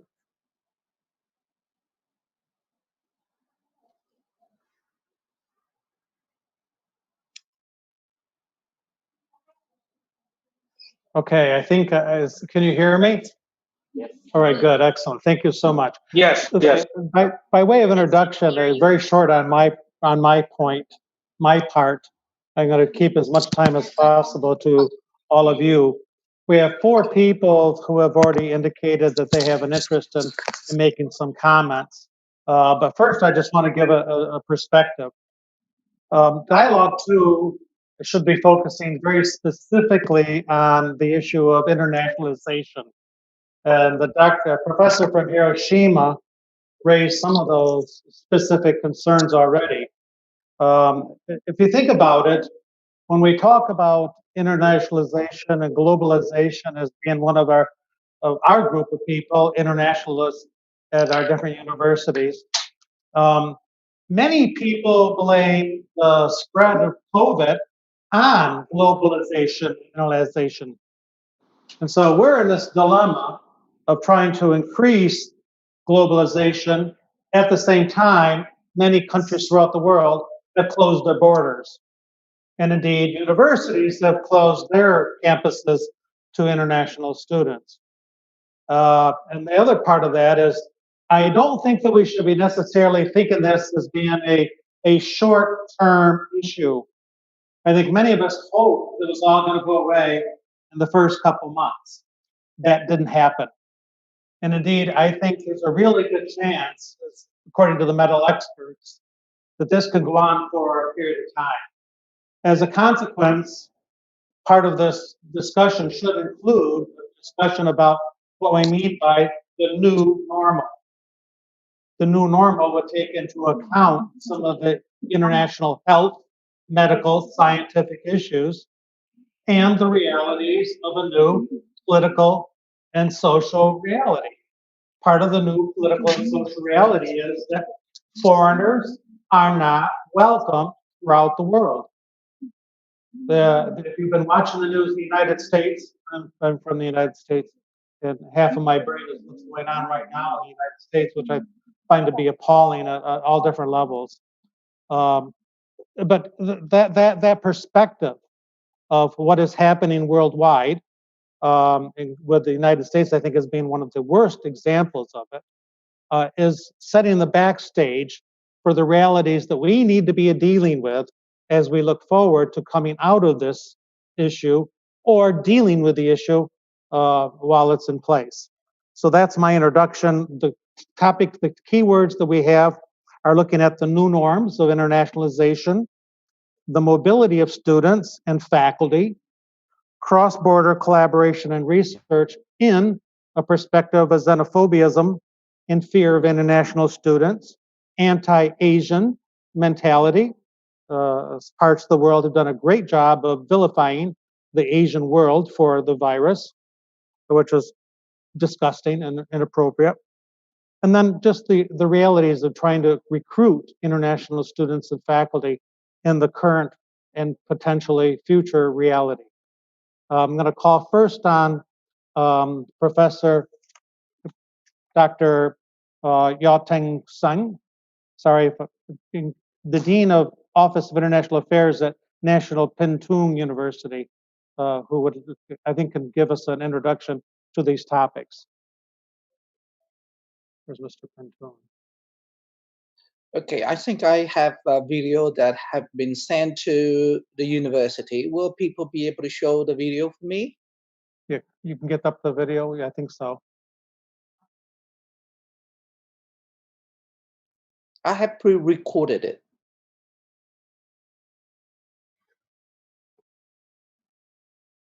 I have competent people helping me. I'm incompetent.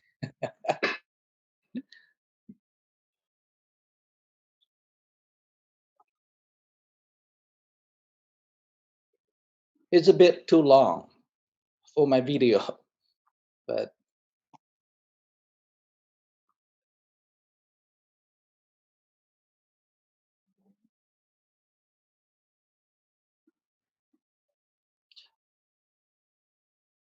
It is my privilege to be one of the topic leaders of dialogue in a topic perspectives and voices regarding I think it is not clear, huh? content of my presentation. Put it a little bit louder, please. Can you make it louder? I will mention some measures. Make it louder. 3. I will then tell you the higher education in Taiwan during the COVID-19. 4. Then I will talk about the difficulty faced in the future. 5. The continuation of priority activities for internationalization. 6. Finally, I will give a conclusion. Current pandemic status in Taiwan as May 25th, 2020. Okay. Since the outbreak of coronavirus in the beginning of the year, there are now more than 5 million people infected by the disease, and the death toll of coronavirus reaches 340,000 people so far.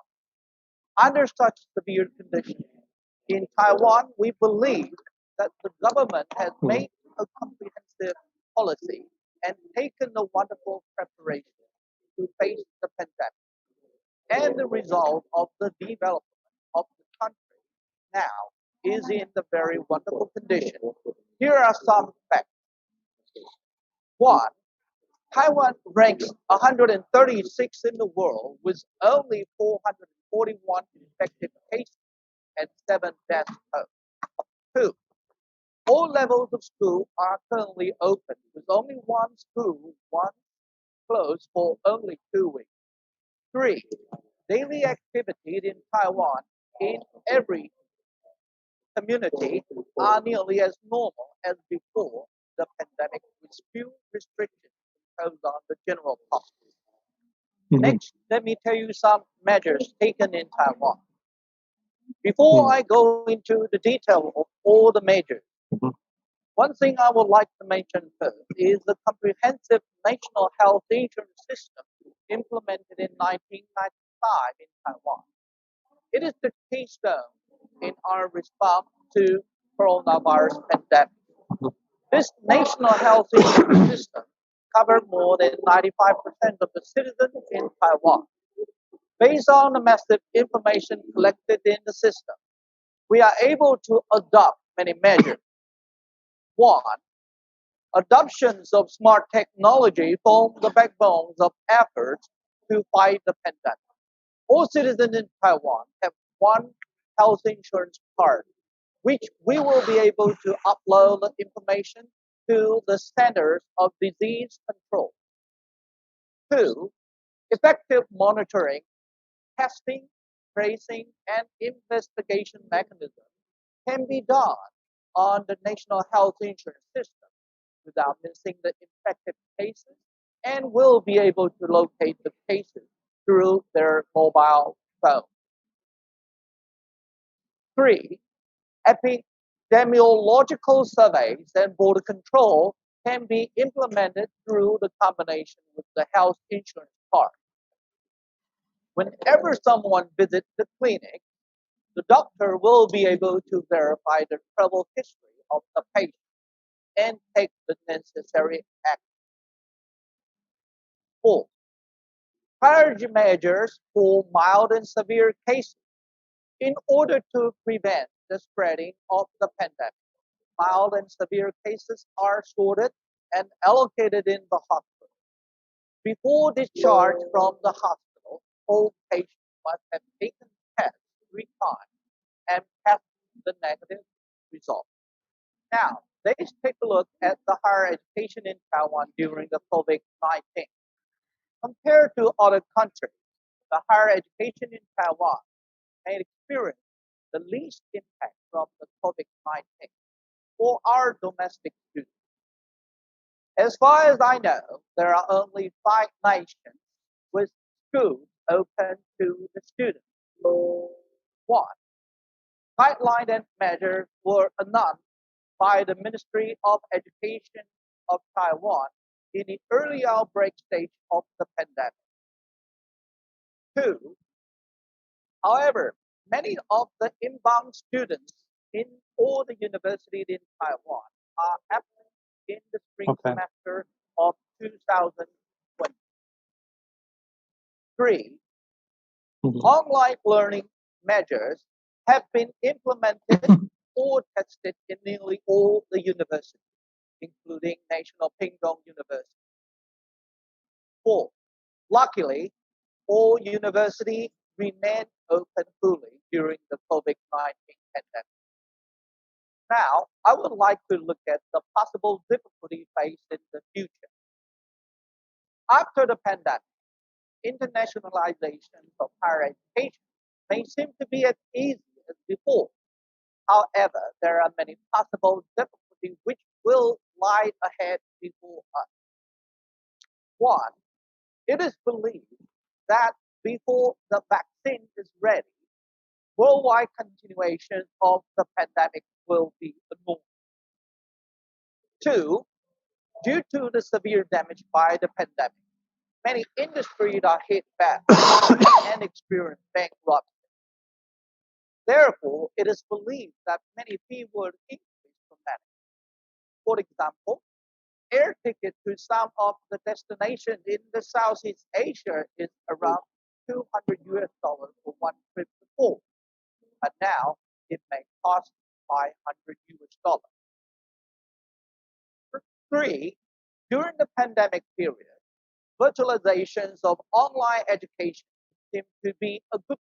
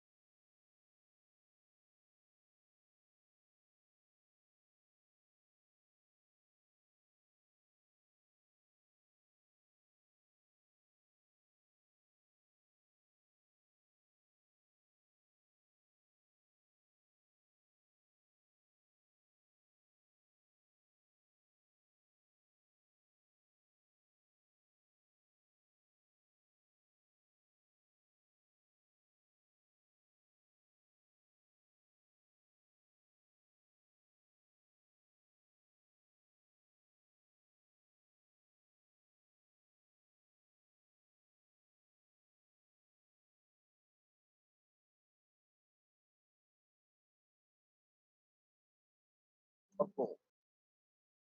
Two, due to the increase of possible fees, it is believed more budget input into global engagement is necessary to help the priority activity for internationalization. Three, if the pandemic persists, a better implementation of network technology will certainly help all universities to make connections with others. Thank you for listening to the presentation.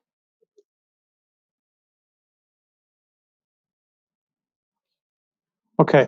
And Dr. Singh, do you have any additional comments you want to be making? I think there's one thing that I would like to mention is about the future trends of higher education. I think currently we are taking the face-to-face learning in all the universities.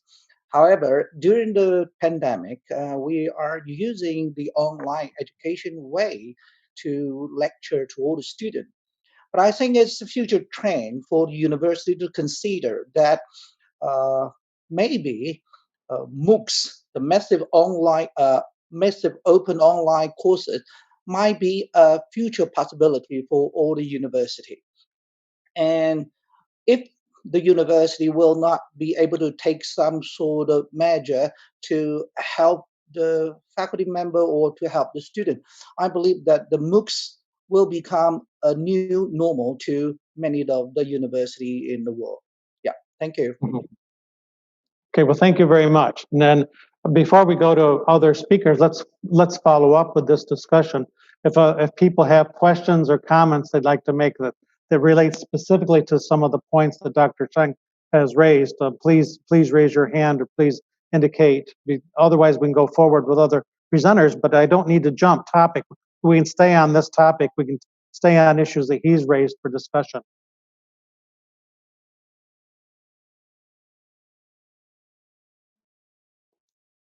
I would like to add something. Yes. I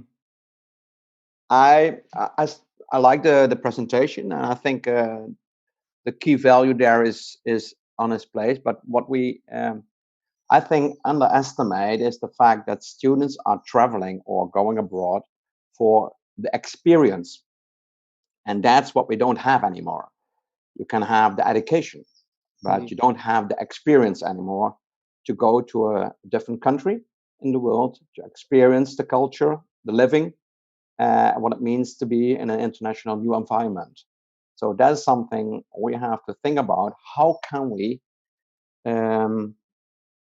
involve or create something that students, even they are online, have an international experience without just looking to, okay, I can teach online and I can provide my students where in the world the education, but it's the experience we don't give. And that is something we have to think about. How can we give those students the experience? You mean the cultural and social experience of Cultural and interacting social. and dealing with the fact of traveling abroad and having the experience of dealing with those realities of interacting in a foreign culture where they're uncomfortable and maturing and growing up while they're doing that experience. It's 90% of the students are going abroad because of the experience. I'm sorry to say it, but they are not going for. They're not coming. They're not going for the here academic for classes. No. Listen, I live in Thailand. Many of the students are coming here for international education are not coming here purely because of the academic experience. Yes, I know that. Other comments? Yeah, Mr. Singh, Dr. Singh.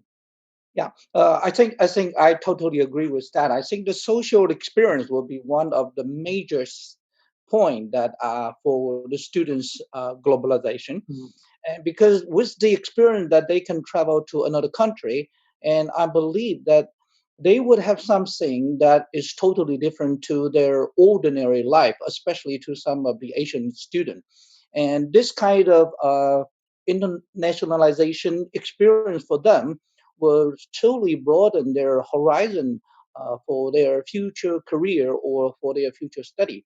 And I think this is something that is important. And to have interaction with other country students, this would definitely help them. During the past few years, I have taken my student with me to visit Thailand, to visit Vietnam and Indonesia. And I think many of my students benefit a lot simply from 1 week's visits to the partner university in Thailand and in Vietnam. I agree. Okay, and one of the specific questions that has come in is, how do we humanize the online learning experience? Chairman, I want to also respond to this issue. Again, I would try introduce myself. I am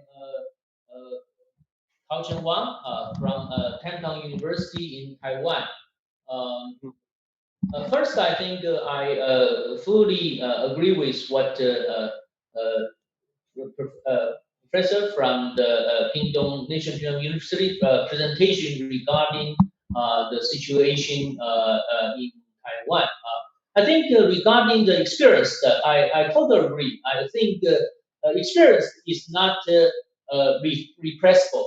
Even we have this kind of the virtual conference, I think the real experience is very variable. So we can only hope that the pandemic situation will go away soon, so we can restore the so-called real internationalization the context. But one thing I want to add is that if we cannot do that right now, for strengthen that cultural exchange, we can actually add cultural introduction and content courses or discussion to the students' interaction.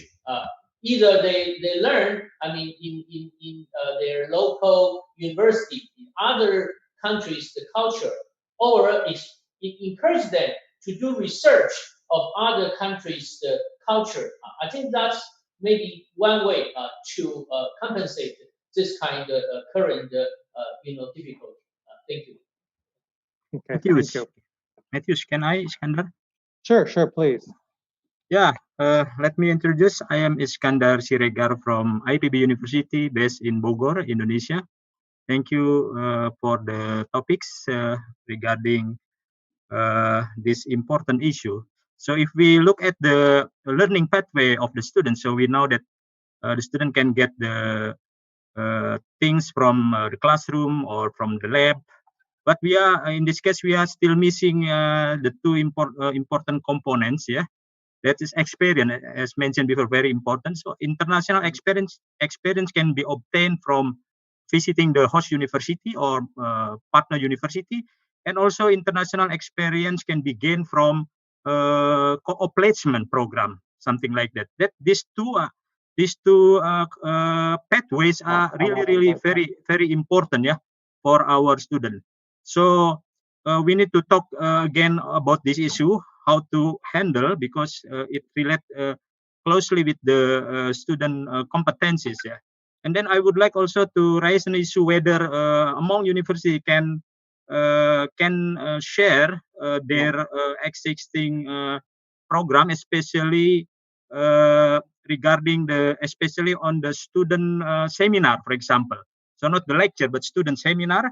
So you can share the experience from Indonesia that doing a research such kind on the marine biodiversity, then can be shared, of course, all to be taught in English, and then inform the partner university that students from other university can also attend the seminar. So this is very possible under current online platform. I think that is one of the proposal maybe to be discussed later. Thank you. Yes, excellent. Thank you so very much. I want to get a perspective from someone from industry. Mr. Chi Wai Mac has 20 years of experience working in data storage industry. He's based in Thailand, but his work experiences, he's from Singapore, worked in the United States, Malaysia, and China. He's now senior director of HR for one of the big data storage Western Digital company. It's a giant company here, multinational company. It's based in Thailand. Mr. Mack, are you there? Yes. Can you Can you take hear me? over from here? Oh, perfect. Yes. So let me start by saying thank you for this opportunity, and thank you for having me on the dialogue. So we move to the next slide. Just a reminder for all of us, internationalization or globalization is not something new.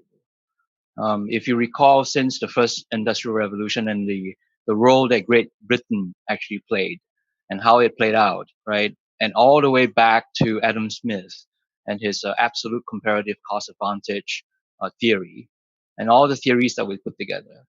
The essence of it is really from an industry perspective.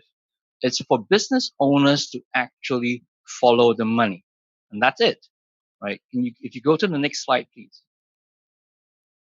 So, and we set up all this supply chain around the world. Call it vertical integration, call it globalization, call it whatever we want. It's really to smoothen out and optimize the business model for each of the businesses. But the problem is when a global event like COVID-19 happens, the business actually slows down or actually stops once the chain is broken. And once the chain it's interrupted, physical processes cannot move on, whether it's local or international, nothing happens. If you go to the next slide, please.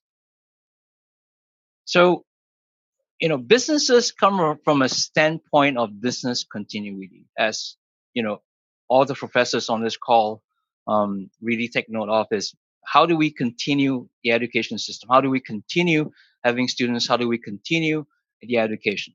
Right? From a business perspective, is all how do you continue conducting business?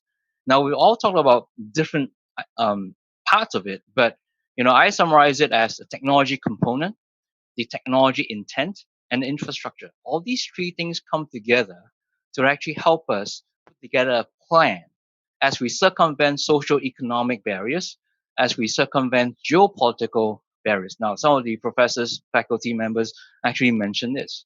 Now, just a little bit about myself.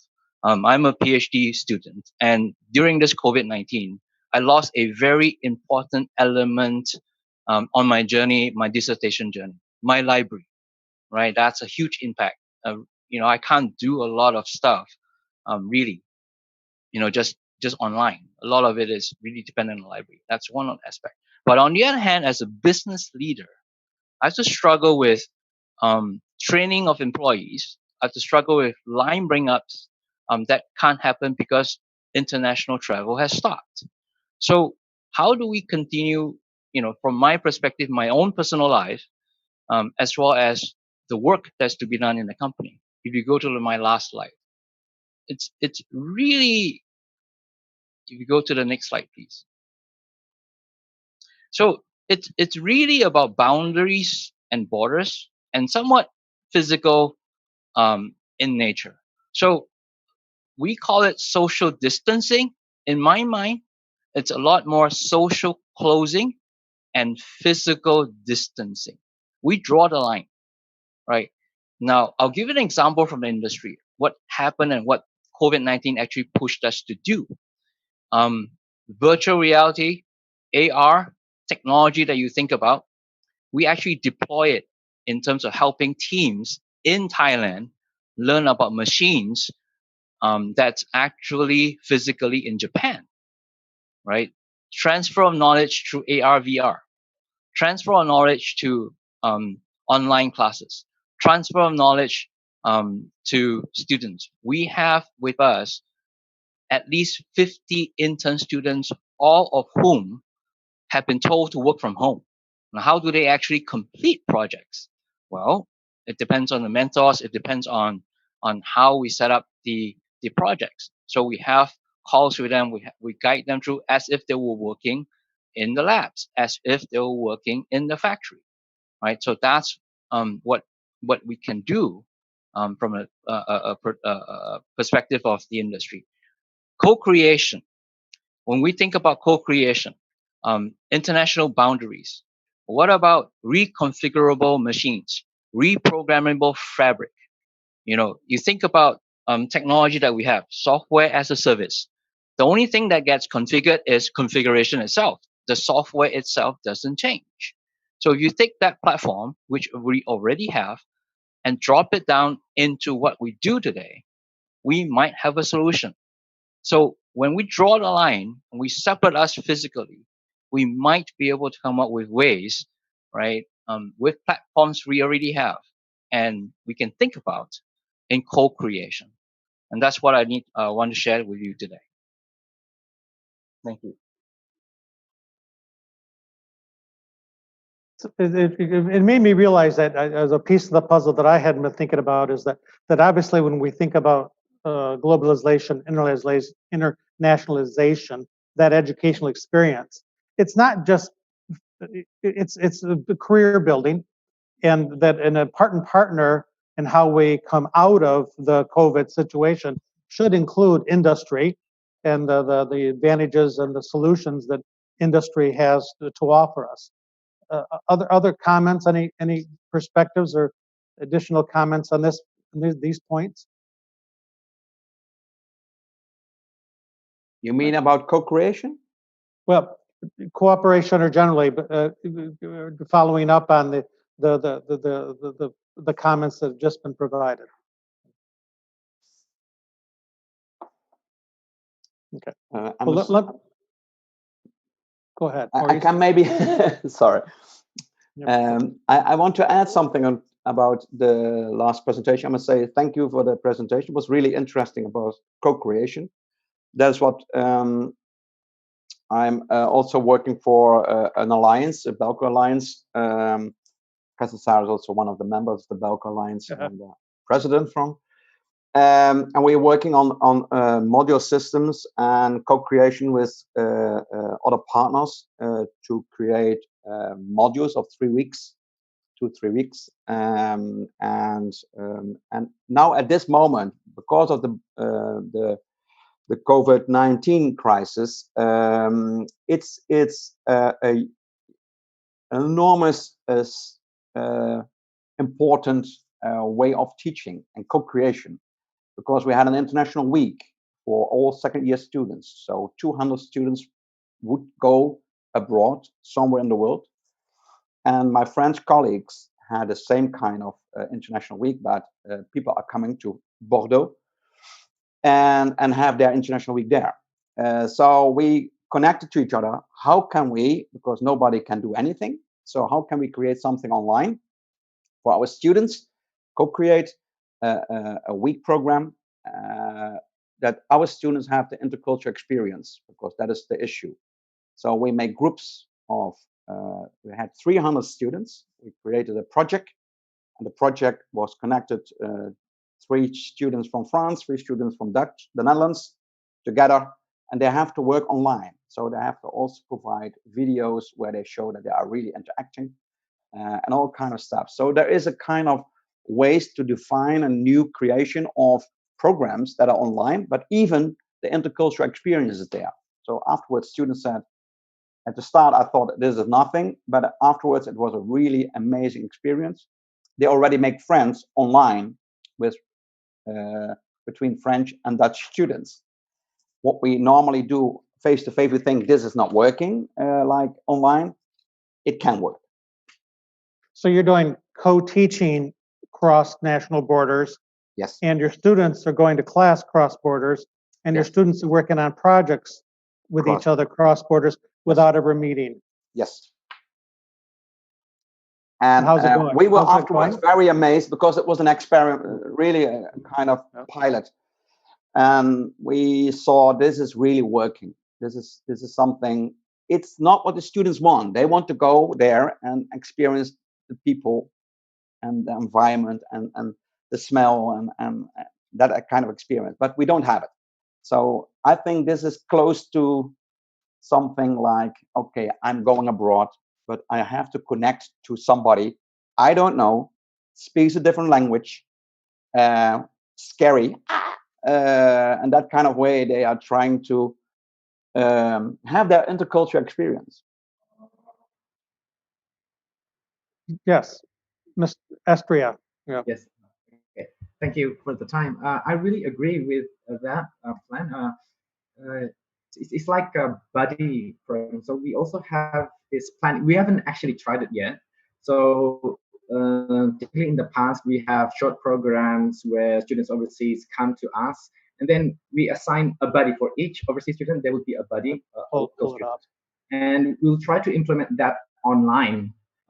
We will see how it goes. I think you made a good point there. It might actually work, and to give the extra cultural experience of knowing someone from a different country. So a buddy program, one-on-one, as a student, the students from the students, like that. Thank you. I want to go to Asia Exchange. Asia Exchange is a company that does helps arrange. Well, I'll let them explain what they do, but essentially they provide opportunities for European students to come to Asia, and they arrange large numbers of students. And I'm just curious the impact that COVID is having on their the number of students who are going abroad. Do students still want to go abroad? Thomas, are you here, Thomas? Yes, I am. Yeah. So, yeah, nice to meet you all. That's a great question here. That do students want to go abroad? So, I'm Thomas Kaupin.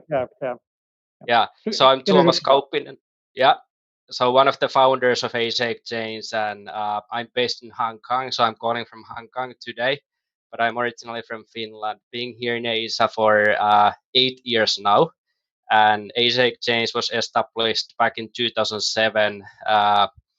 And since that, we have sent more than 7,000 students from 85 countries, but the clear majority of our students are coming from Western European countries, including Finland, France, Germany, the Netherlands, and Sweden, among the others. We can say that we are the #1 Asian-focused study abroad organization in the West. And we have 11 host universities in China, Indonesia, Korea, Malaysia, Taiwan, and Thailand, as well as in Vietnam. Maybe we can go to the next slide. We are providing life-changing experiences, and indeed the student mobility part is very important and essential to get the full experience. It's not only about studying in online in Thailand or let's say in Bali as an European student. It's more about like a life-changing experience that we try to provide. Can you go please to the next slide? Okay. Okay. So, but we also had a great webinar just 2 weeks ago for our European strategic partners. And I would like to share also some data that what some of the best universities in the Western Europe think about the student mobility in this kind of exceptional time that we are living now. And if you go to the next slide, I think we are still pretty optimistic here. So that the response within our partner university network has been that, of course, some of the campuses unfortunately needed to close, but many of them have been also, running the classes online. A very interesting question is that how do the partner universities that we are representing in Europe are thinking about the student mobility now in autumn 2020? And we had a few hundred participants, and this was like around 2 weeks ago. So actually, a clear majority of our network were thinking that the student mobility will be still allowed. And we are also very optimistic at Asia Exchange. But of course, there was someone always thinking that it will be suspended. And we also have some of our partner universities in Finland or especially in France that have been thinking that, okay, it's still like so uncertain that maybe we need to postpone or do something else. But there's the very optimistic look still happening. Next slide. And then of course why do people then think that what are the biggest obstacles in student mobility for 2020? Of course, the travel restrictions. So right now, for example, if we see that there's a lot of optimism within our Asian partner university network, as well as in Europe. But of course, it's all about the governments as well. Do they let our students to travel or not? So I think 78 people out of few hundred or 120 people actually told that travel restrictions is the biggest obstacle happening, and we believe at Asia Exchange very similarly. And then also similarly, it's really difficult to get any sort of valid information from the governments or from the embassies or from the ministries that what will happen next. So indeed, I think everybody thinks the same and feel that we would need more information about the travel restrictions when they will be lifted and so. But if we see the next slide, I think then once again, so if the borders will be actually open or not, so we see lots of optimism in especially in Europe, so that 96 votes out of 116 people were thinking that actually the student mobility can happen, and that looks like actually pretty good in our sense. But then of course student mobility is always long term. There's also lots of word of mouth kind of marketing happening in the industry, and I think many people are thinking that even after 2020 and 2021 the student mobility might be smaller than before COVID-19. But then in the long term, I think many of our within our network are once again pretty positive and thinking that the student mobility will be starting to increase after 2021. And next slide, please. So this is something about the situation in our destination countries. I know that I'm from Hong Kong, and these slides were prepared last week, so they're a little bit updated already, of course. I believe that some of you based in these countries know about the situation actually a lot better than I do, but at least this gives some rough ideas that how is the situation. So we have, for example, Shanghai University in China, and basically life is returning pretty much back to normal in China. Similarly than here in Hong Kong, it's been actually pretty okay already for a relatively long time. And then, as said before today, Taiwan has been one of the role model countries, and we are representing Xijian University in Taipei. So basically, their campus has been open all the time now already for the spring semester. So we had a good number of students actually in Taiwan already this spring 2020 semester. Shanghai University in China was the only one that needed to cancel the semester out of our 11 partner universities in Asia. Similarly, South Korea has been a huge success here because of the immigration requirements, testing, and tracking. I think the semester was supposed to start in February. We had more than 50 students there. The semester was postponed by 2 weeks and then running online for additional 2 weeks. But only a very small number of our students from Europe wanted to cancel the experience, even though the semester was starting kind of like in the middle of the global pandemic outbreak. And they have been extremely happy about it because since they traveled to South Korea was one of the kind of like epicenters of COVID-19 at the time. But after arriving, everything went under control very quickly, and their home countries like Germany or France experienced a lot worse situation than, for example, South Korea. So we have lots of happy students now in both Taiwan and Korea still at the moment. Next slide, please. And then we also do have Thailand, and Kasetsat University is, of course, one of our key strategic partners, and also one of the first partner universities that Asia Exchange started to collaborate with in Asia. But then also we do have Malaysia and Vietnam, as well as Bali in Indonesia. Unfortunately, we just had the news from UPM, University Putra Malaysia, basically this week that the online education will be happening until the end of the year. So we have also something like plus 50 students interested in participating for the autumn intake, but it's still like a question mark that if we can make it or not. But yeah, Thailand, we have two private universities, University of Thai Chamber of Commerce, the oldest private university in Thailand, as well as Siam University. And both of them are still optimistic that the autumn intake might be running as planned. And then I think Bali. So that's a little bit like a question mark. We don't know exactly how is the situation there, but the COVID-19 cases have been limited.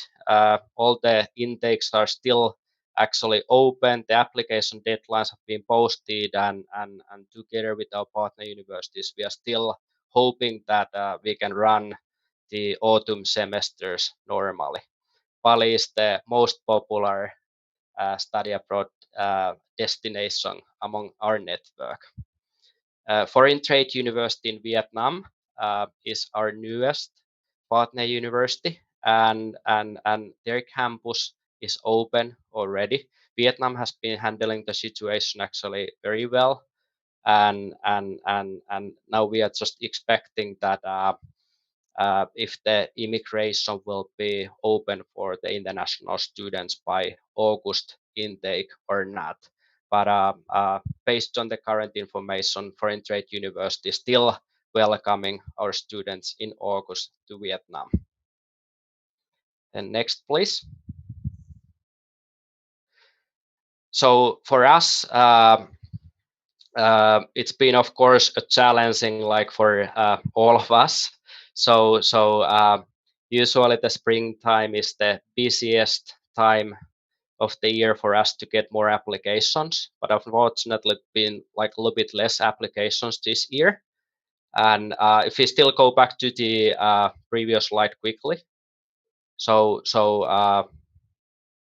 I can talk about this meanwhile. So yeah, so basically what we have been doing here is that we have been extending our deadlines so that basically some of our application deadlines for September intakes are, for example, running all the way until August this year. So this is one way to make sure that we can kind of get the maximum number of students in these kind of uncertain times. We have been also able to postpone some of the intakes for the next year without any extra expenses for our students. And then some of the students have been wanting to change their destination for personal reasons, of course, by seeing that some other destination might be more safe or something like this. Uh, we also in a constant contact with our partner universities and students. We have students in all of our destinations at the moment. We are getting lots of feedback, success stories. We just also organized a webinar for our students so that also our students currently at the destinations were sharing their view, how it is there comparing to how is the situation in the countries that where the students are still thinking about applying. And then of course the possibility for the online education has been there. So we had our latest intake as late as in April this year in Bali, and still actually 1/3 of our students managed to travel to Bali at the end of March, early April, until all the travel restrictions started to happen, and the semesters needed to start online. But even in Bali, students have been actually very happy about that. They really made it there. Of course, we got some cancellations, but the situation was actually pretty good. And now seeing the student numbers, next slide. So we have up to 1,000 students per year applying to our ASIAN destinations. And these are our monthly applications. Basically, last year was the record year in the company history. And then we were prepared to have something like 1,200 applications this year. But unfortunately, just when the busiest application season was about to start, the COVID-19 pandemic started to spread, and since basically April, we have experienced a lot less applications than during the past 2 years, and similar development was happening in May. But because of that, we are also still hopeful that maybe in the month of June or July, if the situation gets better, we might still have some late applications, and people might apply actually a lot later this year than they would traditionally do. Next slide. So these are just quickly the list of the partner universities that we are having. Usually all of our deadlines are closing by the end of May, which is actually still very late in the student mobility. But now all of the universities have been pretty flexible and wanting to extend. These are just something that we are guiding also our applicants about the flexibility and what they need to know about if they still like to apply. But the main thing is that we try to keep our students as updated as possible, and there's more information on our website at asiaexchange.org. But we are very hopeful still, and we hope that we all be positive, but stay negative. So thank you so much. Much. Follow-up comments and questions for Thomas, or other comments that would be relevant and related. May I? Yeah, go ahead. Yes, please. Yes, I think from one of the information I read from the IDP Australia, IDP Education Australia, that it seems that in one of the survey that they have made, it's only 1/3 of the student will consider online education, and then when the border is open, then they would like to go. So that it seems that many of the students, they are still afraid of, let's say, going abroad during the pandemic period. But I think there are some other number that I think it's important, is that solely for the US, I think the decrease of the international student will reach at least about 10,000 students this year in the coming semester. So I think that is also happening here in Taiwan as well. Usually that in Taiwan we have 130,000 foreign students, including degree student and exchange student. But this year, as I mentioned in my presentation, that probably only 30% to 40% of the students come to Taiwan. However, at the moment that now in Taiwan, all the universities are still open, and the the social activity in Taiwan remain very active and without any cases for during the past 2 months, domestic cases during the past 2 months. So I don't know, maybe to Thomas that uh, Taiwan might be a good destination for the people to come to Taiwan for the international study. Yeah, it's Thank you. interesting. I think just in the last week, I read an article both in coming out of, I think, the BBC and also out of the United States within the same year about the number of students that dropped, the number of international students dropped, and the huge financial impact that's going to have. But also, it is disrupting the students' opportunity to finish their degrees.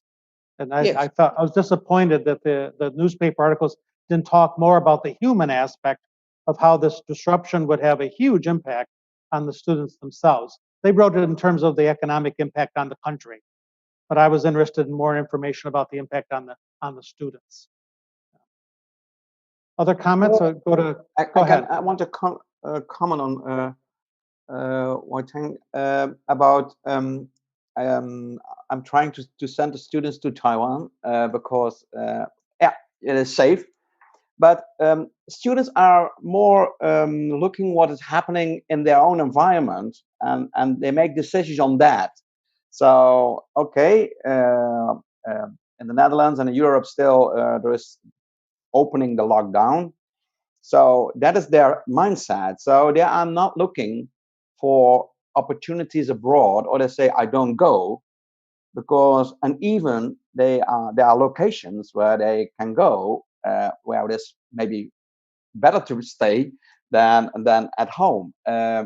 But that idea of okay, here it is safe, students can come. I think it is the mindset of students that they are more looking to their own environment, and they are afraid maybe the second wave coming or the third wave is coming. I don't know. So they don't want to leave. Well, it's also, you talk about it in terms of I'm in Europe, I'm looking for a safe place to go. Well, I'm in Asia, and I'm not sure I want them. I'm not, I just want to put that out there. Yeah. That there is this mindset. Yeah. That there, as I said earlier in my introduction, there is a strong anti-foreign attitude in parts of the world, in large parts of the world. And so, yes, I mean, Tomas just sent us, there's, students still want to go, but the flip side of that is, if they do come, what do we do? If they are open, do we set standards? We put them in quarantine. Do we rely on testing? Will we let them come only if we get a vaccine? What are the thresholds where we feel comfortable, all of us? I don't mean Gasat. I mean the world, throughout the world. How many of us are welcoming incoming students, and what are the thresholds in terms of safety? Okay, may I? Yeah, Mr. Singh, Dr. Singh. Okay, I think according to a news that I just read yesterday from the government, and I think the government in Taiwan will soon open the border to international students from July. So I think one of the anti-foreigner policy, I think in Taiwan, I think that sort of worry will be lifted. I think it's in July. So I think that might be a good news for the university in Taiwan, that this sort of restriction will be lifted. Thank you. I want to go to Hendy, Dr. Hendy Patrama from Indonesia's Semarang State University. You had some comments earlier on that wanted to share with us. Okay, so this is my time, Matthew? Yes, please, please. Okay, thank you. I'd like to share my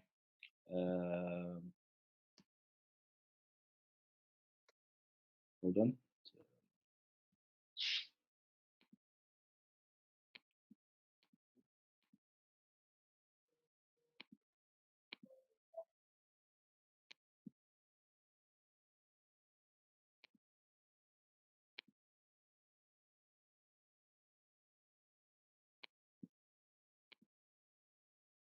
Thank you, Kasisat University, and also Matthew as our moderator today. And I'd like to introduce myself. My name is Hendy from Universitas Negeri Semarang, or UNES University. Thank you very much for all the partners, Kasisat University partners, including partners in Indonesia, my fellow Indonesian. So I would like to say happy anniversary of Pancasila. That is now in Indonesia, we have this holiday, June the 1st, and that's the 5 guiding principles of Indonesian nation. And that is the picture of our symbol in Indonesia. Ladies and gentlemen, now before I start that, what happened at UNES, Universitas Negeri Semarang, is that all students are sent home now by the time that we are speaking now, and most lecturers and workers work from home. Only few of the lecturers are coming, mostly only the officials, and all classes are administered online. We have this Elena, our own online learning system, and also with the combination of Zoom, Google Meet, WebEx, Teams, and even some of the older, more senior lecturers, they use WhatsApp to teach. That's reality on the field. And what happened to us is that our students that we have this mobility activities in 2020 is strongly affected by COVID-19. We have some of our students in Thailand, and also we have some of our students in Malaysia. When we also have international students at UNES right now in Semarang, in our city. This is quite a big problem actually for us, because until recently it was very hard. We still remember the time where it was very hard to ask students to participate in mobility program, and now actually this year there are lots of students who really want to participate, especially in 2020, but affected by COVID-19. So we are really thankful to our embassies and our partner countries and partner universities who have worked hard to help the students. Now, if we talk about the phobia, let's say, to Asian countries, like Matthew mentioned quite earlier and quite many times, I think we have to differentiate between countries in Asia, because we have different situation too. If we are looking to this picture by the time being, we can see that the case in Thailand, I think it's getting better, and I think it's pretty safe from the picture that you see here. But in Indonesia, actually, we are not really in a let's say a good situation to say that we are fine. But of course, as Indonesian and representing my fellow Indonesian here, we have a very positive view about our future. Looking at the graph here, probably the peak, and we would like to see it's cooling down, calming down. So what will we do at our university, UNES University in Semarang? Here we would like to start to think about repopulating the campus, and we have 35,000 students and more than 1,000 lecturers. It is very hard to think about the internationalization or mobility in this case, because Thomas has said lots of things about the future of mobility. I think we would like to be part of the program, but then without repopulating our own campus with our local students, it wouldn't happen then.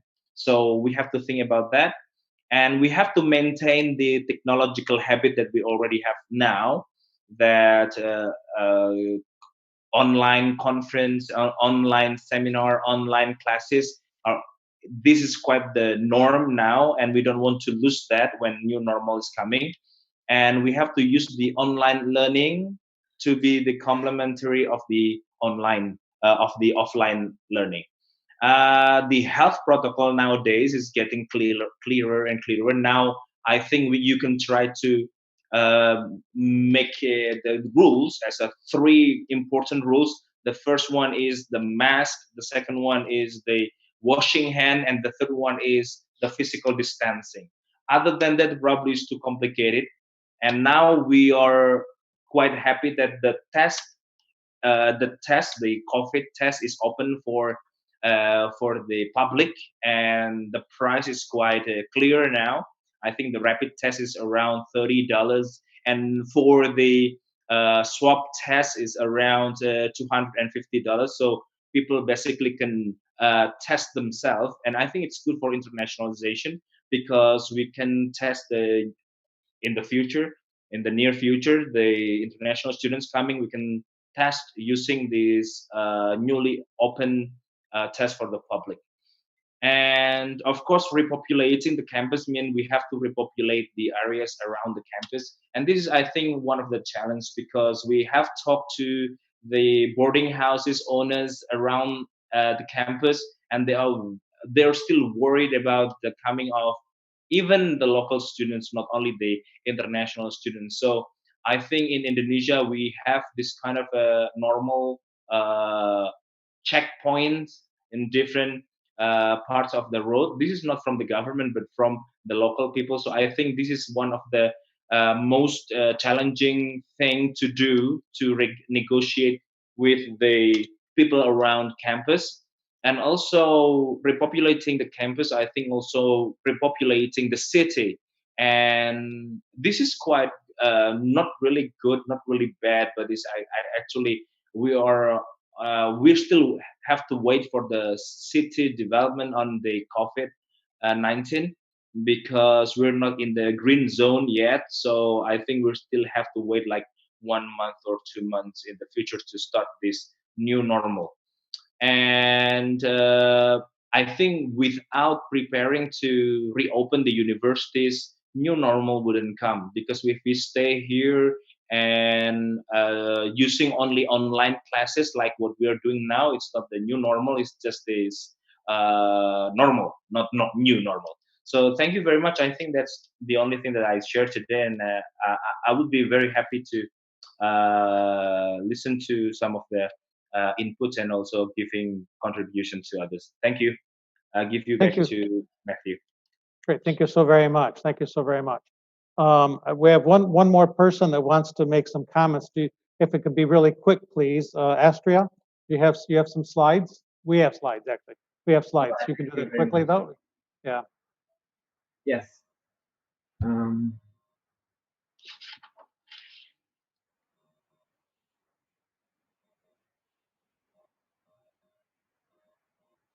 Okay.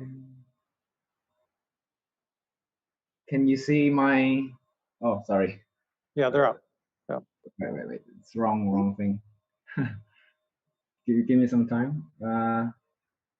Here it is. Share screen.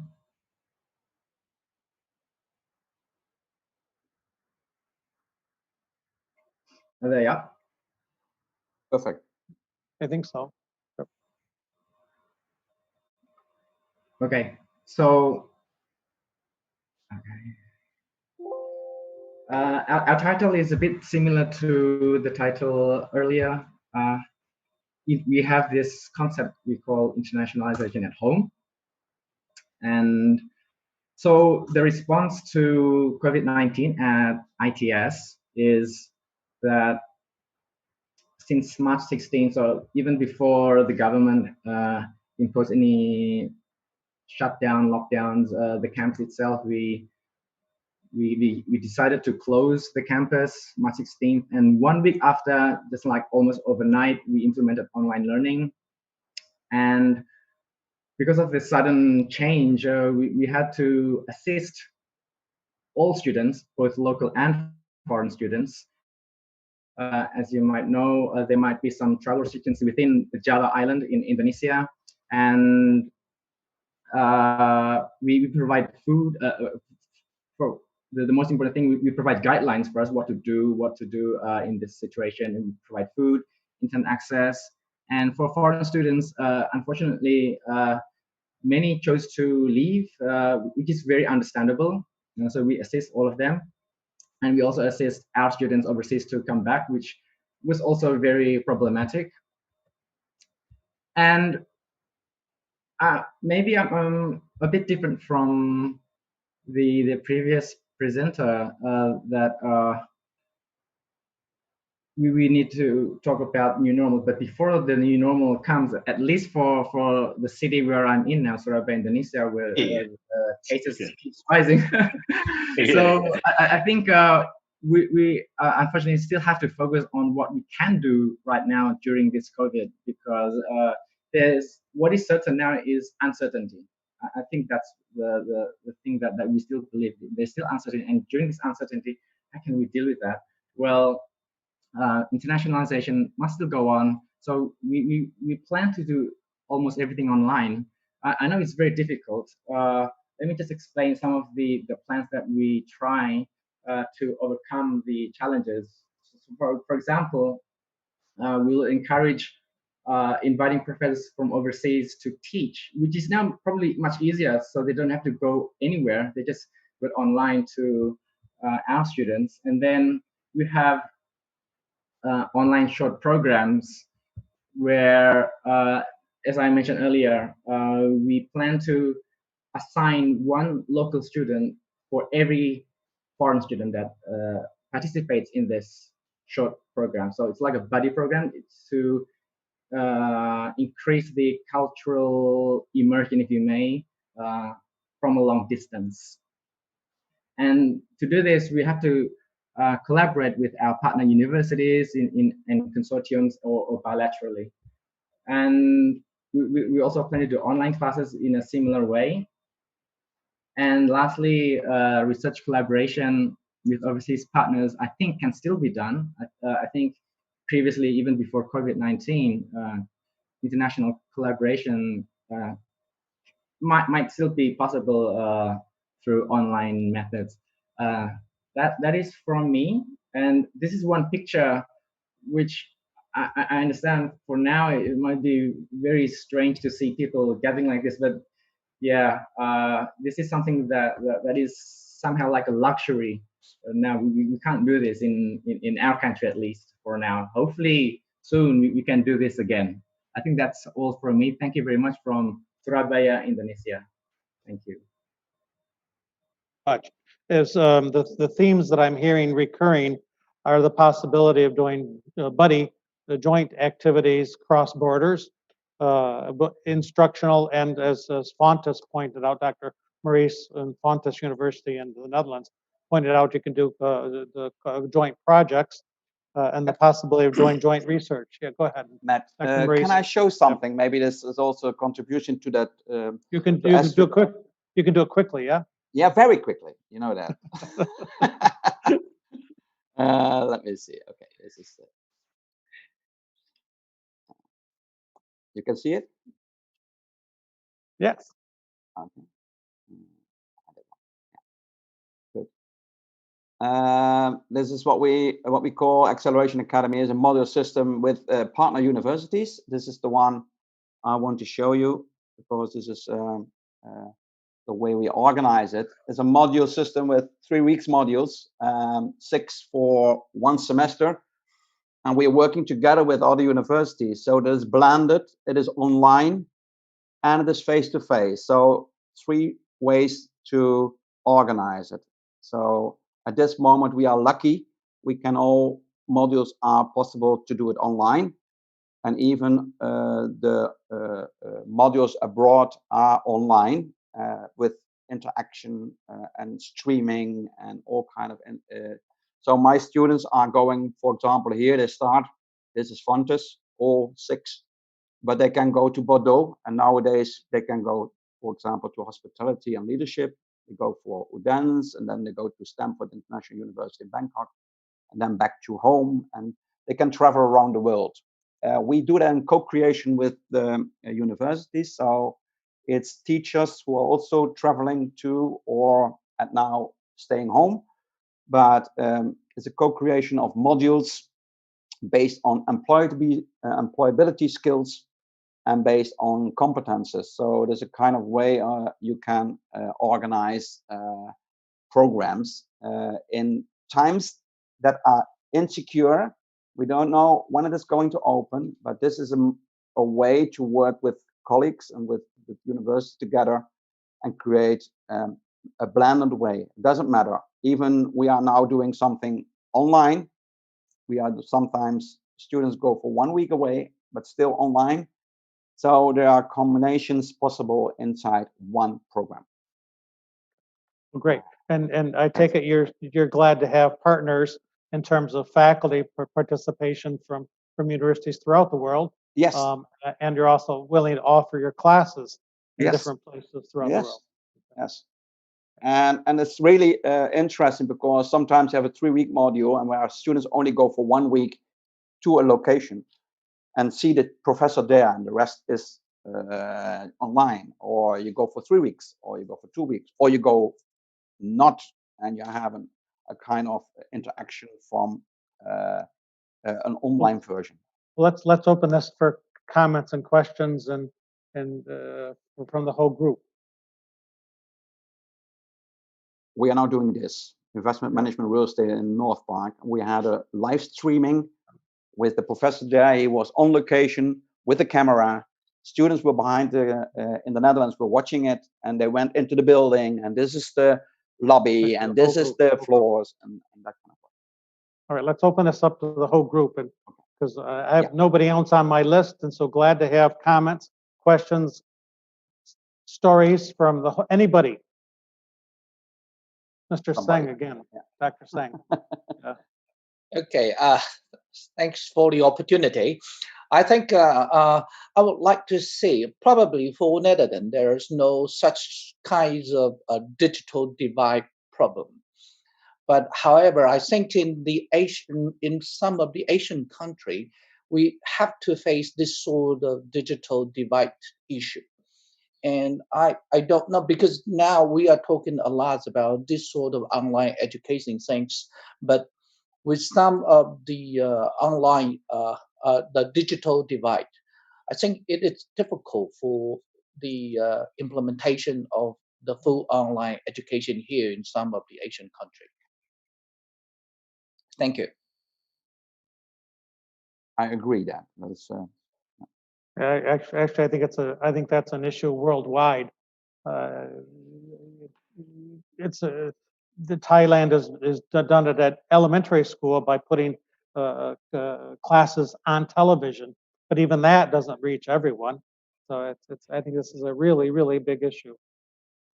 Hello, Iskandar from Bogor. Yes. Yeah, Maurice, I'm Iskandar from Bogor. Thank you for presenting your concept. It's very nice. So, as we know that the European are earlier than most of ASEAN in terms of the COVID flattening curve. Yeah. So it means that you more or less have a month or less than a month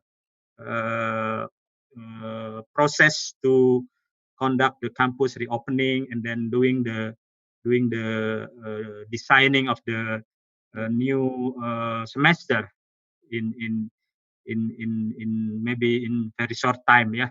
So could you advise to us the Asian partner, yeah, regarding the preparation for let's say adjustment of the teaching in the very near future? Preparation from our students going to Asia or from Asia coming to, for example, Europe? Yeah, from Europe coming down to Asia, as well as perhaps we are here from the Asia to other partner university. Because when we are here in Bogor doing the survey to the students, so the student enthusiasm is very high, yeah, to go abroad. So we just had a call from our partner from, it's also related to the previous survey from Thomas, I think, that we got the offer from our partner from Korea, for example. They start recruiting still on condition, but we're starting doing the, not stopping the activity of internationalization, but we are doing the selection process to our students. And then we got some candidates, then we communicate with our partner to decide whether the situation is conducive to send our student something like that. So now we are partnering with the two university for student recruitment going overseas. Yeah, I think at the moment, if you see the situation in Europe, is that we now everywhere they are reopening everything, not everything, but in different Mostly. countries, different mostly. Yeah. That's Europe too. Everybody's doing his own thing. Unity. But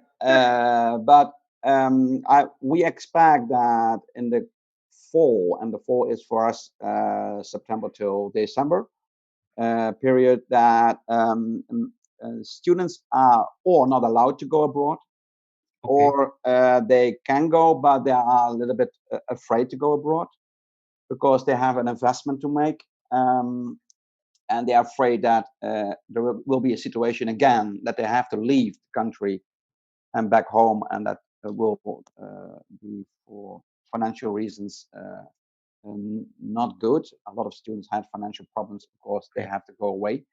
So I expect that from February, if everything is going a little bit smooth, from February, we have students are really open to travel again around the world. They still want to go, but the restrictions of the governments to go away, or the universities say you can't go because we don't want you to go.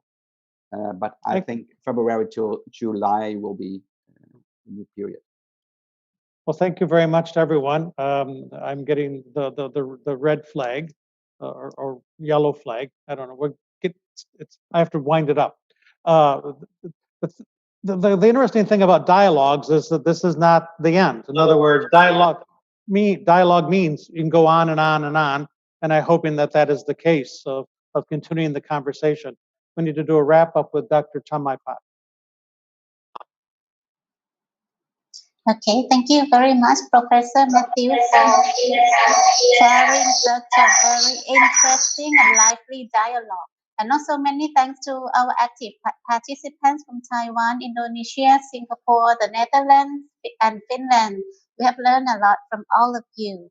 And as all the presentation in both of the dialogues was so interesting, and sometimes we got technological disruption, we are going to share the soft copies on the website of the International Affairs Division at the end of this dialogue.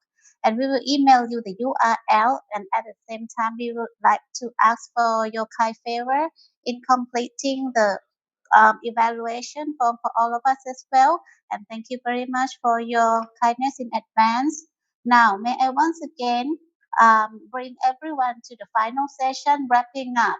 I would like to invite the moderators of both sessions to just say a few words, starting with Associate Professor Suket Nakasatian to wrap up session 1. Thank you so much, Professor Maipak. I think we have such a fruitful dialogue from both sessions. From both dialogue, that for what impressed me the most is either the lockdown or not. we do concern about the students' health and our staff health. And importantly, we need to follow the COVID-19 the measurement or the standard procedure of each country. And on the dimension of internationalization, I think now it's a matter of waiting for the situation to be relieved. And to us, as the university, we cannot say we are not open. I think we are always we always open. Uh, However, it just a matter of how do we do it. And for the crosstalk or the opportunity that we can communicate among the universities or our network, to me, it is very important that we still have to keep that going. And on the student side, the experience for the students is also very important.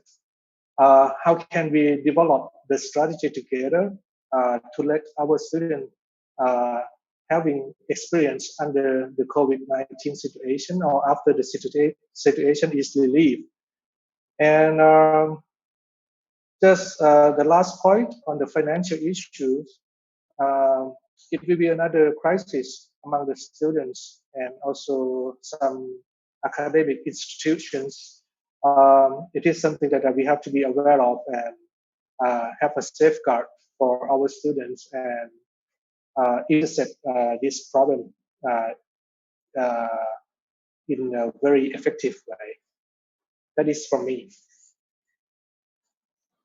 Okay, thank you very much, Associate Professor Suket Nakasatian. Next, may I hand over to Professor Matthew once again for the wrapping up of dialogue too. Wrap up. Thank you.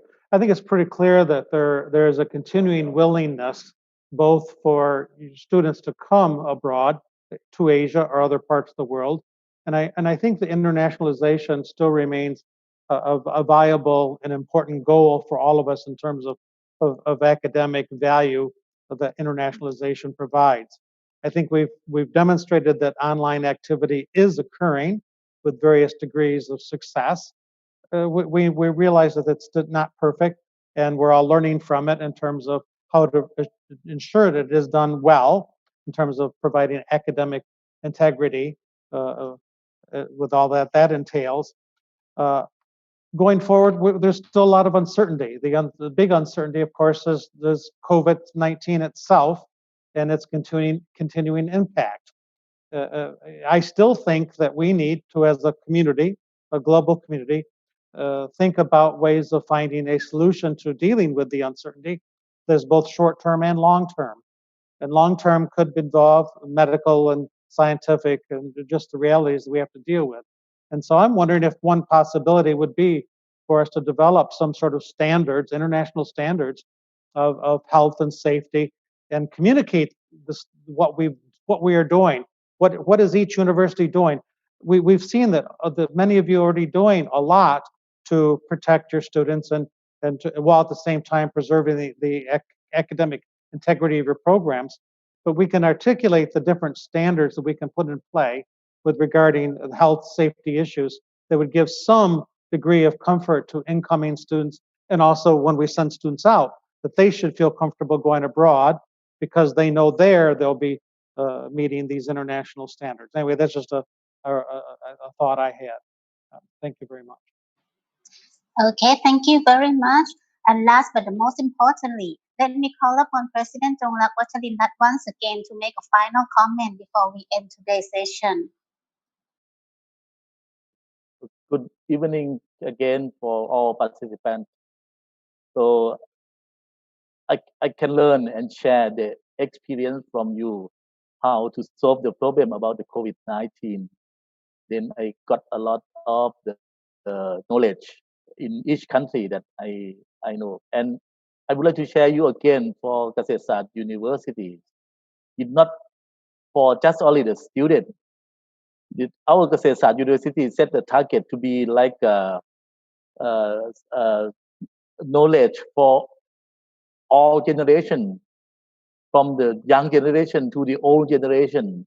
And also not just only the student, we have the research we have academic affairs, and so we should use our knowledge to help the nation and to help the people, because we are very big and in terms of the universities. And I believe your university also, we should help the people, not just only the student. Of course, student is the first priority, how to help them. So that's why the Kasetsat give a lot of fund to them during the COVID-19, and then how to help them to learn, because students must learn and get some of course some loss. There are some loss and also some gain from the COVID-19. So from the digital aspect, I can help them to know each other to the other universities. So maybe we use like a Zoom or online meeting for students to learn each other, how they survive, how they learn. But there are many problems uh, when I learn from 3 hours from this meeting, very tired. Do you know? Are you tired? And if students learn the online from the morning to the evening, Yeah, how they tired? yeah.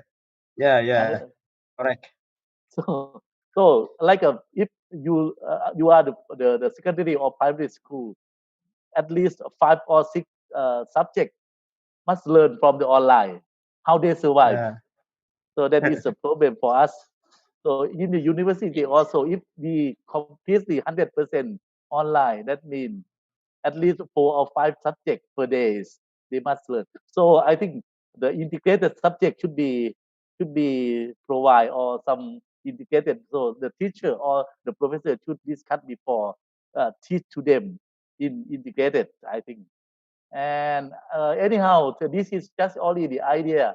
It's not evaluation. It's not uh, come to the period of evaluation. So I think we should have some webinar again, how the progress that we propose or we work together, or how. So I would like to invite you again in April to to to to share the idea, or to to share your evaluation of the online, or of your university, how progress and how success for the research, for the teaching, for academics. And uh, during here to February, maybe some like or October or December, if some university can arrange like this program, Kasetsat University would like to join, please invite us to join. I think we should go together. And maybe I would like to, if I have a class now in online, very easy to invite the professor from even from Japan, from Korea, from China to be our class. Maybe if we have some MOU, like a free of charge, you can share with us and I can share with you. So it get like a knowledge of like a worldwide knowledge. That is a, I think this is a advantage for online. No need like a I arrange the webinar this time, uh, not much to pay the budget, less than like 10,000 baht, very easy, and we can share together. That is also the advantage. Finally, thank you very much. And actually, if we come to Thailand, I would like to give you the very delicious Thai food. So this time I cannot, so I give you the online Thai food. Please enjoy the online Thai food. Thank you very much. See you next time. Thank you. Very much. Thank you. Thank you. And Thank you. this Thank is the you. end of our event. We are Thank you. thankful to all the guests of honor. We hope to see you again in another interactive event like this. Thank you very much, everyone, and goodbye. Thank you. Thank Bye-bye. you. Thank you. Bye bye. Thank you. Bye Bye. bye. Bye bye. Thank you. Bye bye. Thumbs up. Thumbs up all. Great. Keep Be safe. positive, stay negative. Keep safe, everyone, from the Philippines. Thank you so much, Kasetsart University.